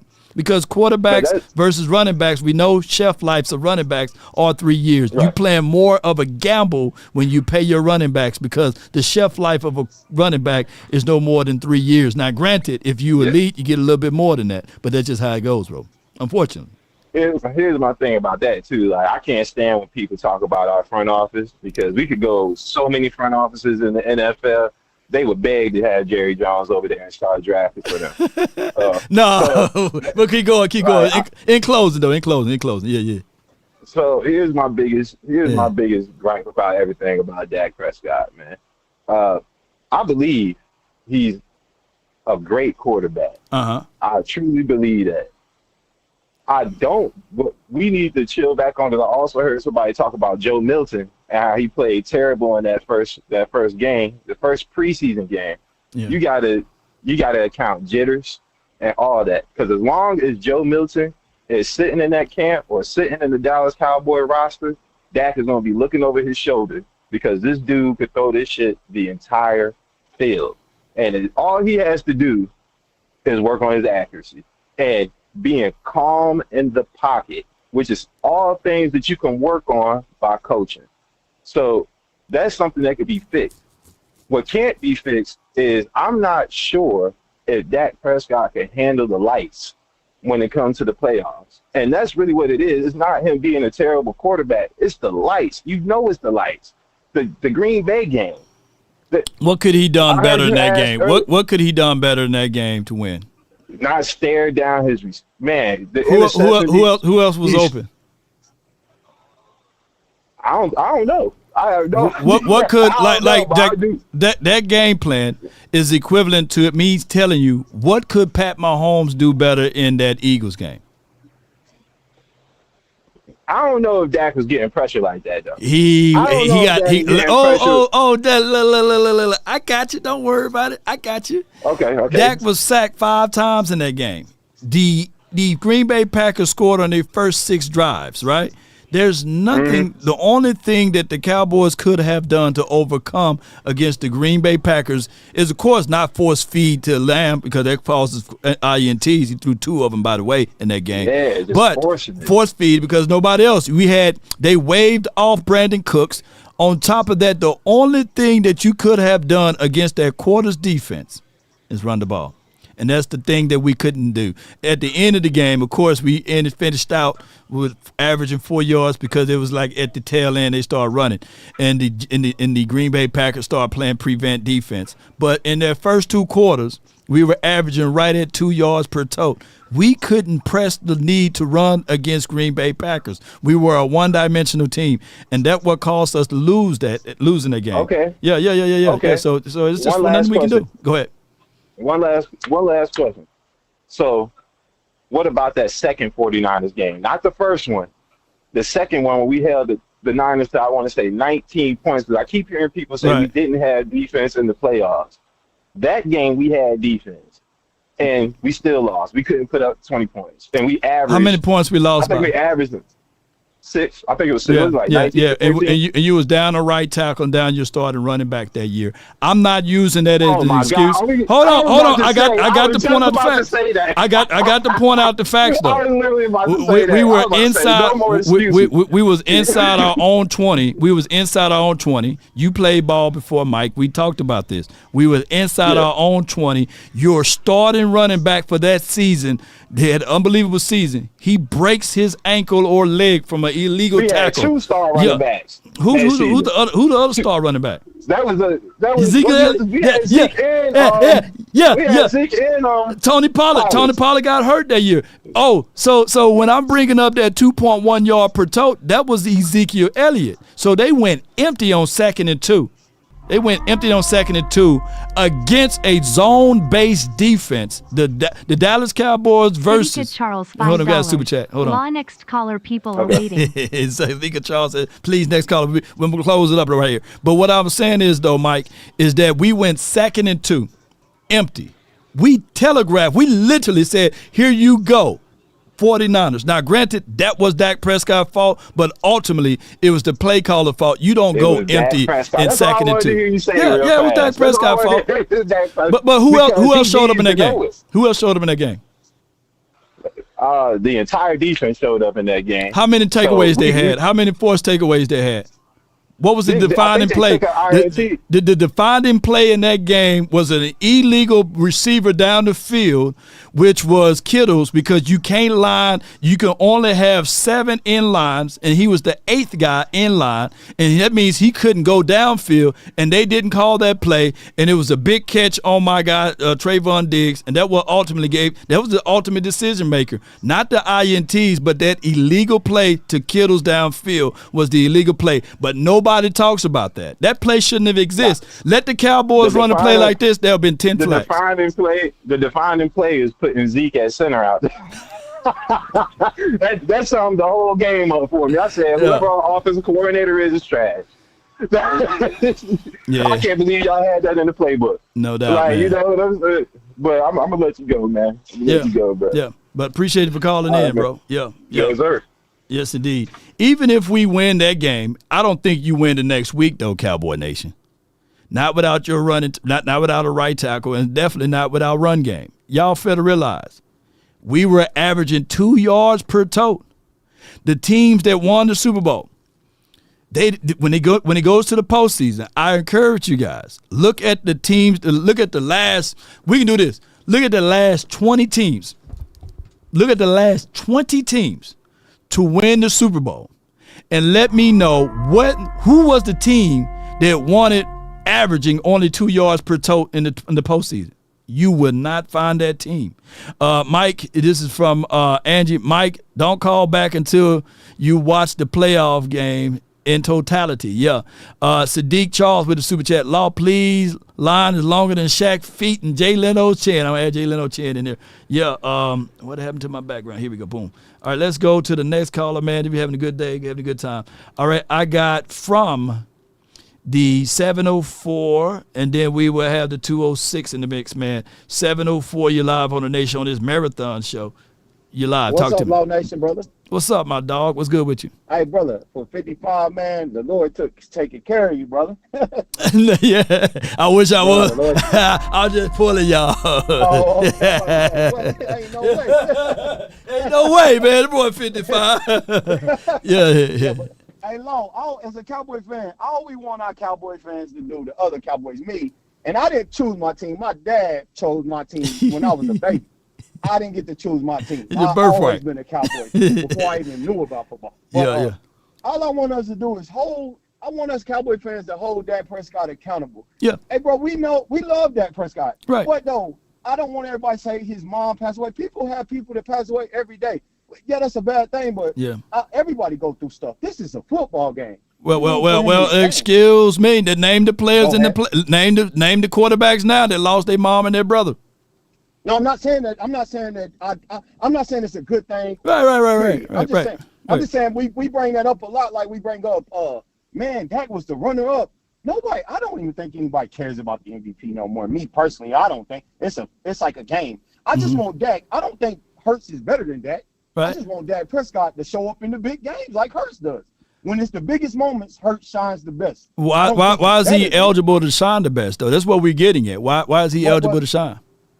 Hey, Scott, we had the opportunity to get Barkley too. We didn't go get him. Is that Dak? That's on Dak or that's on No. And I saw Dak Prescott. I'm old enough to remember. That's one of your favorite sayings that I like. Yeah. I'm old enough to remember that Dak Prescott had Ezekiel Elliott, and he had Amari Cooper, and he had CeeDee Lamb, and the Michael Gallup. What season outside of his Ezekiel Elliott rookie year? What season did he had equivalent to Saquon Barkley last season? I mean, I think that was a outlier year for Barkley, man. Oh no! You can't do that, my dog. You can't. No. I agree with you. I agree with that. No season, no year that Zeke had was as good as Barkley's last year. But what I'm saying is, we can't give Dak Prescott. We Cowboy fans, and I don't care if Dak leave the team. The Hurts is better because you know why? He got the edge. He got to chisel his name in the stone and say, "I'm a Super Bowl champion." It ain't about who the best thrower of football. It's about who win the biggest game. Who win in the biggest moment. Yes. So Brad Johnson can look at Dan Marino and say, "Man, I chiseled my name on a Lombardi trophy, right?" So therefore, Brad Johnson is better than Dan Marino, right? No, not better. But I'm gonna say hey, when they got to the dance, when I went to the dance, when I went to see Cinderella, I brought the slipper home. I brought the slipper home with me. And Brad Johnson can say that when he had Keyshawn and he had that Barber kid and he had all of those weapons there is what I'm getting at. And that's what I'm trying to convey, or that's what I'm trying to say when you have A.J. Brown, Smitty, you have Saquon Barkley in the number one defense and the number one offense in the offensive line in the National Football League. We haven't been blessed to have those things. And granted, I'm not giving Dak Prescott a pass with that, but it's warranted because at the end of the day, we have been so dependent on Ford to win, and they depend on others to win. They depend on Saquon. They depend on A.J. Brown to win his one-on-ones to the outside. They depend on their defense to get scoops and scores or to stop the run. We haven't been like that. We literally, our expectations to win the Super Bowl was last year, even with Rico. And Rico wasn't even the starter, you know what I'm saying, last season. So those are two different worlds, and we got to fight against Jerry Jones who say, I do things for attention. We don't even know what the owner of the Philadelphia Eagles sounds like, right? We don't even know what he's, we don't know what he sounds like. That is so crazy. That's crazy that Jerry is the front. But, hey, Scott, Law, I got a thing. I always call him the Scott Show, but Law, I got a question. Did Jerry already set our destiny when he said he asked the Lord for one more Super Bowl? And maybe we're not going to win. We're never going to win again because he asked for that one more. He did. He got his wish. He got his wish. The only thing I can say is Jerry probably need to step down and let Steven run it. Maybe he can make a wish, and then Charlotte make a wish. We got about 3 more Joneses in the building, so Steven, you need to go have that conversation with the man, and then Charlotte, and then Jerry Jr., and then Jones Jr., whatever. All of these guys need to make these wishes. Let me get in there and get a wish. Or make a wish. Let me get one. Hey, Law, and I love y'all boys' show. I get upset when we try to. I feel like I know y'all ain't taking up for this dude, but I feel like when anybody says anything about Dak, like Sky even jumped down my throat one time about me mentioning Dak wasn't that good. And the truth is, I watched the same game. My eyes work just like his. He watched Dak play back, and I know he watched him play back. Right. I'm an athlete, born athlete. You are. You told me on your show. You say you were a born athlete. We know when we play bad. Right. I tell you when Dak Prescott playing bad, his eyeballs are looking up at like he don't know if that's his jersey. Sweat all over his face. Yeah, we know it. Sweaty Dak. Am I still rooting for Dak? I'm rooting for Dak Prescott to win because I'm a Cowboy fan. But I want him to perform better when the game is. Well, let me ask you this though: if you know what you're rooting for Dak Prescott to win, right? If I'm telling you that I want an apple pie, and you say, okay, I'm gonna go to the store. Why you where the oranges at? Why you where the bananas? I said apple pie. So if the Cowboys front office know that they got a quarterback that's subject to playing at his best when you have these things surrounding him, not just wide receivers but run game, how come they didn't bring the things as it relates to what makes him successful? I agree with you. Hey, Scott, I was one of the guys. I'm sorry. I was one of the guys that told him, like, why are we still counting on Zach Martin? You see the decline?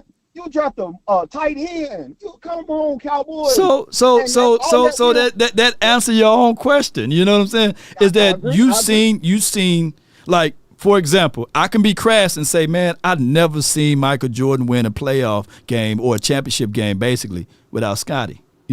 So I can literally say that Jordan can never win without Scottie Pippen in the NBA because it never happened before. He needed a complete team. So if Michael Jordan needed a complete team, lo and behold, and I'm not calling Dak Prescott Jordan, but he gonna need a complete team. He gonna need a complete team. Yeah, I definitely agree with you, Law, and man, I hope the good Lord keep taking care of you, brother. You look good for your age, and you take care of yourself. And he bless you. I love your show, man. Appreciate you, man. It's the first time I got to call in to your show. What's your name? Let me lock you in. My name Marcos. I call in the Sky Show all the time. Marcos? Charlotte, North Carolina.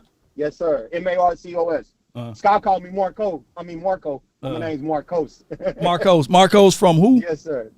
Carolina. Charlotte, North Carolina. Okay. Yes, sir. Charlotte. Okay. Well, where my guy from? Shango. But appreciate you, bro. Oh, okay. No doubt. Man, you be blessed, Law. You as well, man. Appreciate you. Oh, I love this show. Sky's on his mind heavy with a splash of Dak, Angie. One thing I did get from that channel, boy, shoot, I know I look good from him. You know what I'm saying? In fact, Law Pippen is the best, but no one will admit it. Jordan will get all of the credit. This is from Energy Plug. Yeah, and I'm only using that as an analogy. I'm quite sure Jordan probably, if you add in some other, but he still need weapons though. I can't take that away. Just like Troy needed weapons. Yeah, and let me get the next caller on. I got MJ, Poindexter, and JP. All right, MJ, you're live on the Nation. Talk to me, my brother. What up, y'all? How you doing? I'm doing well, man. I'm doing well. Man, everybody can come on your show, make good points. Mm-hmm. And like you said, we gotta I like what your boy said from Mississippi. We gotta start cheering for our players, man. Right. Stop being negative. You know what I'm saying? Because everybody need help. Like you said, the Cowboys, when we won them Super Bowls, they had top 5 defenses. Yep. If we could get our defense at least top 10, top 5, and some luck, we got a chance. Because everybody get luck. Because you got to remember, even though Philadelphia went to the Super Bowl, y'all, they had luck. It snowed. The Rams wasn't used to the snow. And the Rams was about to beat them. One fumble when it was driving. Interception. You know, just crazy stuff happened. They end up winning 28-22. Yeah. It's luck, man. Different. You know what I'm saying? Look at all the quarterbacks they've been. Different.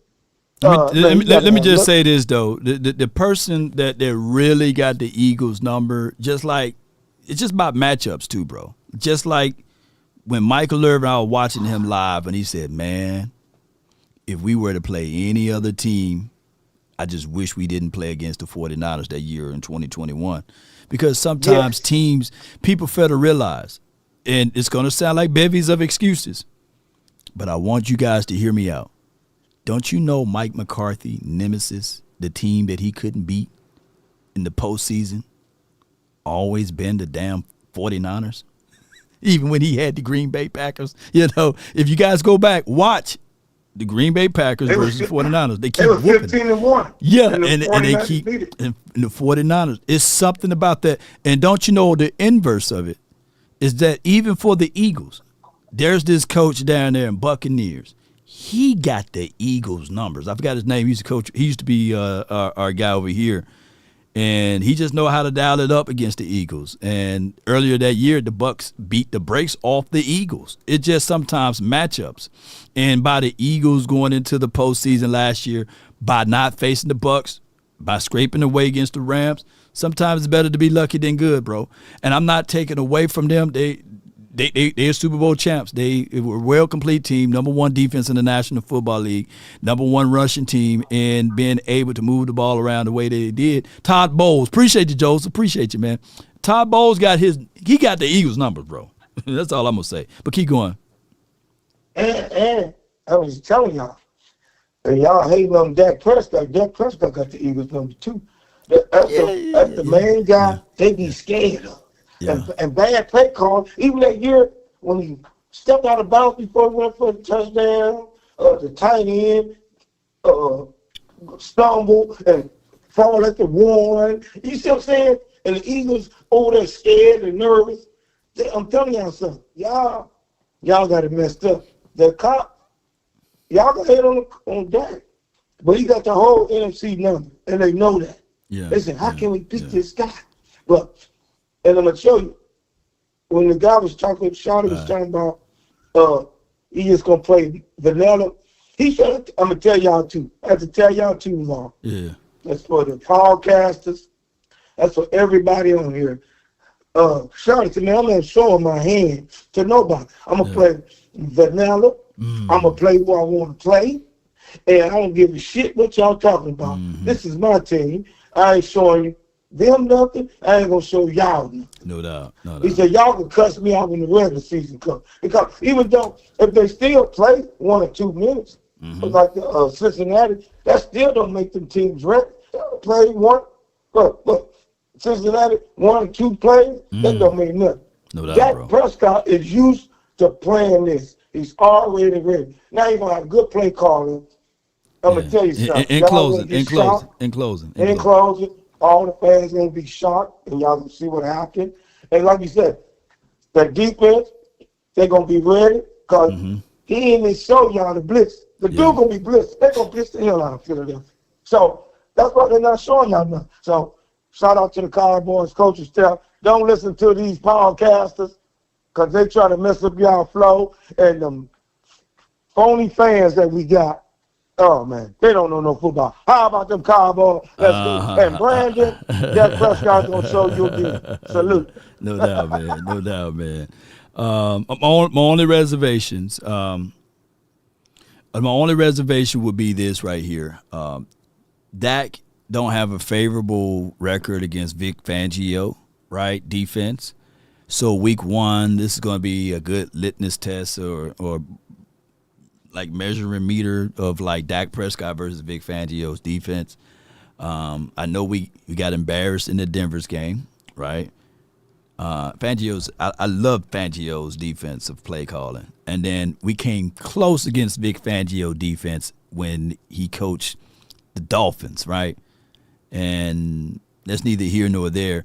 So I can't wait for week 1 to see the growth of Dak Prescott with the weapons as well as with the run game, if we have run game in that situation, right?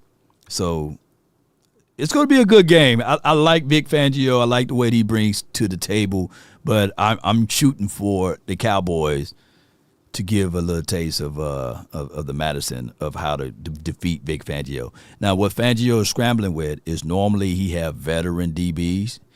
They are leaning on their youth second-year DBs to a point that Fangio never turns it off, because I think that right after the Super Bowl, they were still locked in on trying to become even better. So I love that ideology of trying to be your better or your best, but also I'm sitting here thinking like, okay, this would be a good test of how Schottenheimer is going to attack Fangio's and how this thing is going to ultimately look. I got the next call at Point Dexter, then I got the 971, and then we're gonna lock the room up. The conference has been locked. I got a meeting to be at the top of the hour. My guy from the 409, you live on the Nation, man. Talk to me. What's up, Cat Daddy? Nothing much, man. Man, I tell you, when I always say that the biggest subject, the biggest thing in the nation is the nation. Yeah. And I just want to shout out to the Nation, man. We had all the celebrities in here today, man. Yeah, it was like season. Yeah, it was like a season call. Like we was in season. Yeah, you're right. You're right. Well, I want to holler. Look, check it out. I'm going to shout out to Memphis. DJ, Skinny Black, Suge, Nola, Shelby Key. Hey, it's hard out here for a pimp, man. Yeah. Hey, I need to have my guy. Well. Even though BB King, he ain't from Memphis or Tennessee, he from Mississippi, but he got to get. I'm gonna have to tell him. He got to start recognizing BB King, though. But keep going. There you go. But man, look, I love. Man, we had computer in today, and I just want to say to your computer, I receive it in the spirit it was given. Okay, one constant in my life is prayer, and the other caller that asked for prayer for his dad and stuff, I'm glad he's doing okay and stuff and everything like Pastor this here.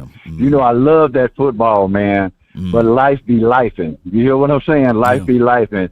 Shout out to you, Sadiqa.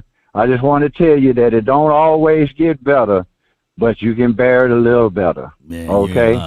Always, with you, and I know and everything like this here, I miss my mom every day. She's been gone for a while, but I miss her every day. But one thing that she always told me, she say, baby, it might be hard losing me, but it'd be harder for me to lose you. Ooh, so understand, you out here, and you need to live your life and live it in that honor, because that's what they always wanted for you. Believe that. Yes. And on to the football, man. Dak Prescott, man, has to be one of the most polarizing names in history. You know, nobody can get it right, man. Look, I love some Dak Prescott, but I can criticize him too. You know, and I criticize him just like I used to criticize Aikman or Starbucks or anybody else. People don't understand how many interceptions that Aikman threw, and he threw some bad ones. They don't remember that Emmitt Smith fumbled away 2 games back to back. They don't remember that. They don't remember Michael Irvin dropping a pass. You hear what I'm saying?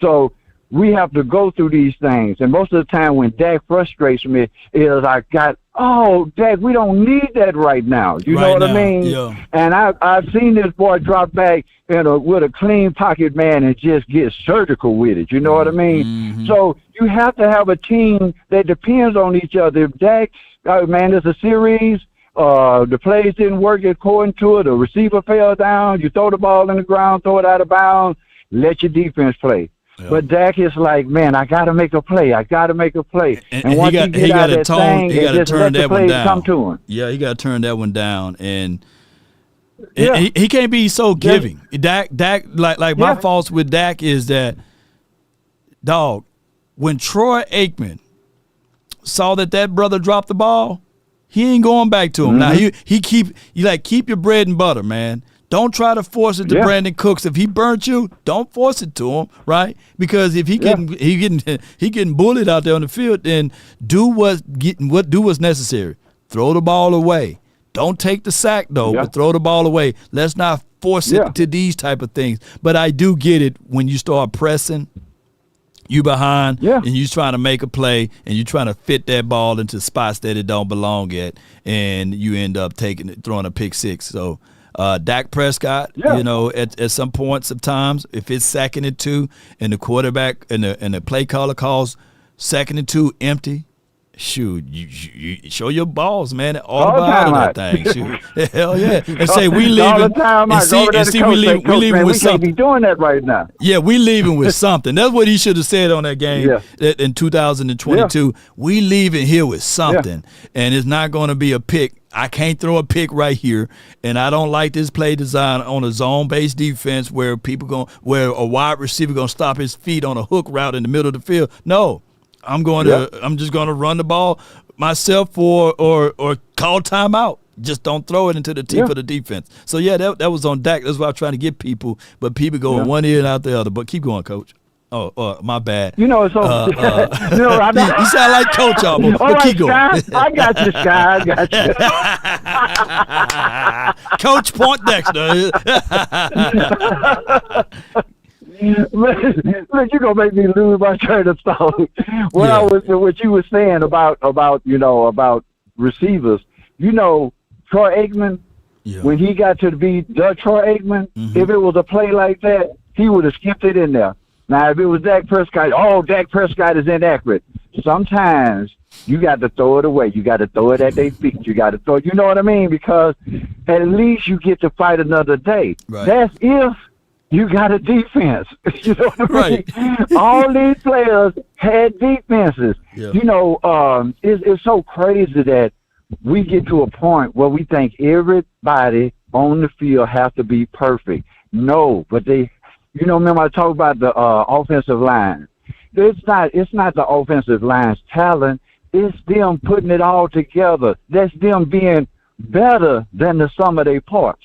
And it's the same thing with a football team. That's why the Eagles won. They were better than the sum of their parts. They had good parts, and how they put them together, they were better because of the sum. Yeah. You know, everybody, Dak Prescott, Jalen Hurts. It don't matter when Aikman won the Super Bowl, that was like 7-8 quarterbacks that could have won the same Super Bowl. They was just as talented. But Aikman was on a team. And see, now we got this ownership, man, with this stupid stuff. And, you know, I'm one that's been with teams when they first started. I was in Austin at the training camp, seeing the 91 Cowboys and stuff. I was out there. I heard Jimmy Johnson said out of his mouth. You hear what I'm saying? Them dudes was out there hitting, man. Coaches was coaching. I was there. I don't know how it was at the training camp that you went to, but I've been to a training camp, and I seen champions practice. You hear what I'm saying? Yeah. So, look, man, I'm good with this football. I love this football. I love this team. And I just wanted to shout out to the chat, to all these celebrities that been called in. One thing about the Law Nation is we always have a spirit and we always look out for each other. Yeah. And I love to see when people's praying for each other and caring about each other. Now, I know we can go back and forth, man, but that's what family do. That's always what family do. But when the rubber hit the road, we all left for each other, man. No and doubt, I appreciate that. And I'm going to sign off. How about them That's a good call from my guy, Point Dexter, or Coach Point Dexter at this point. And good call from him, man. So what I'm not going to try to beat upon y'all heads is that we know it takes a complete team. And we have been such a top-heavy team that we think that we are a complete team. When he said, hey, man, you had 8 Pro Bowlers, 9 Pro Bowlers. But when I asked you guys who could stop the run out of those 8 and 9 Pro Bowlers or All-Pros, there's no answers. When I asked you guys, okay, who can run the ball out of those 8 and 9 Pro Bowlers, no one can answer, Having a car full of gas but with no steering wheel ain't going to do you anything, right? You still need pieces and other parts throughout your entire vehicle. And the Cowboys, they've been doing a lot of things with flash and show. It's just crazy how we can hear the owner say that, hey, I stir up the pot. I make these things happen because I need the attention. Look at me. Look at the things that I have done. And it's never about the substance, the complete matter of the things. So when we face a team that's all about winning, then we get the short end of the stick, unfortunately. I got the next caller from the 971. You're live on the Nation. JP, talk to me. How you doing, family? Not much, man. Nothing much, man. Oh, good. That's good. That's good. What's the weather like down there? Oh, man, it's the weather, man. I'm inside, though. It's 70 degrees where I'm at right now in this studio.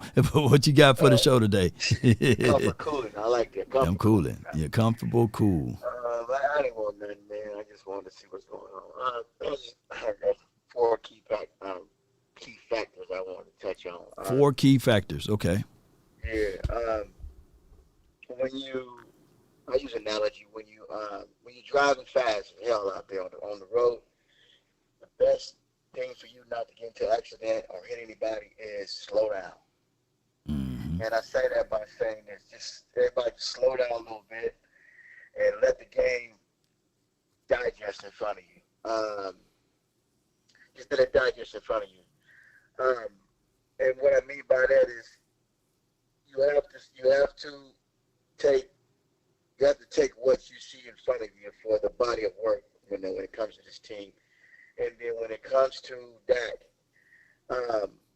we know our offensive line is going to be kind of shaky this year, with injuries and things like that.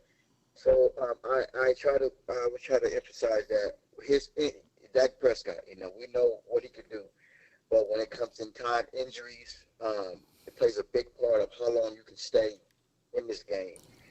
And if our offensive line can't protect him, and he's taking these big hits, and also we gotta remember the fact that pushing them to the ground, pushing you to the ground can almost injure you as fast as you getting hit in the pocket. Because if you hit in the ground at least 10 times a game, or maybe even more than that, that could be wear and tear on your body. So we have to look at his injuries and say, okay, can he make it through a full season? We have to slow down and understand that his injuries, his body is not young anymore. Just like us, we get older. As we get older, facts, our body breaks down. Yeah. Mm-hmm. So people got to understand when he hits the ground, there's going to be some injury. There could be an injury there. When he takes off and runs, there could be some kind of strain or something.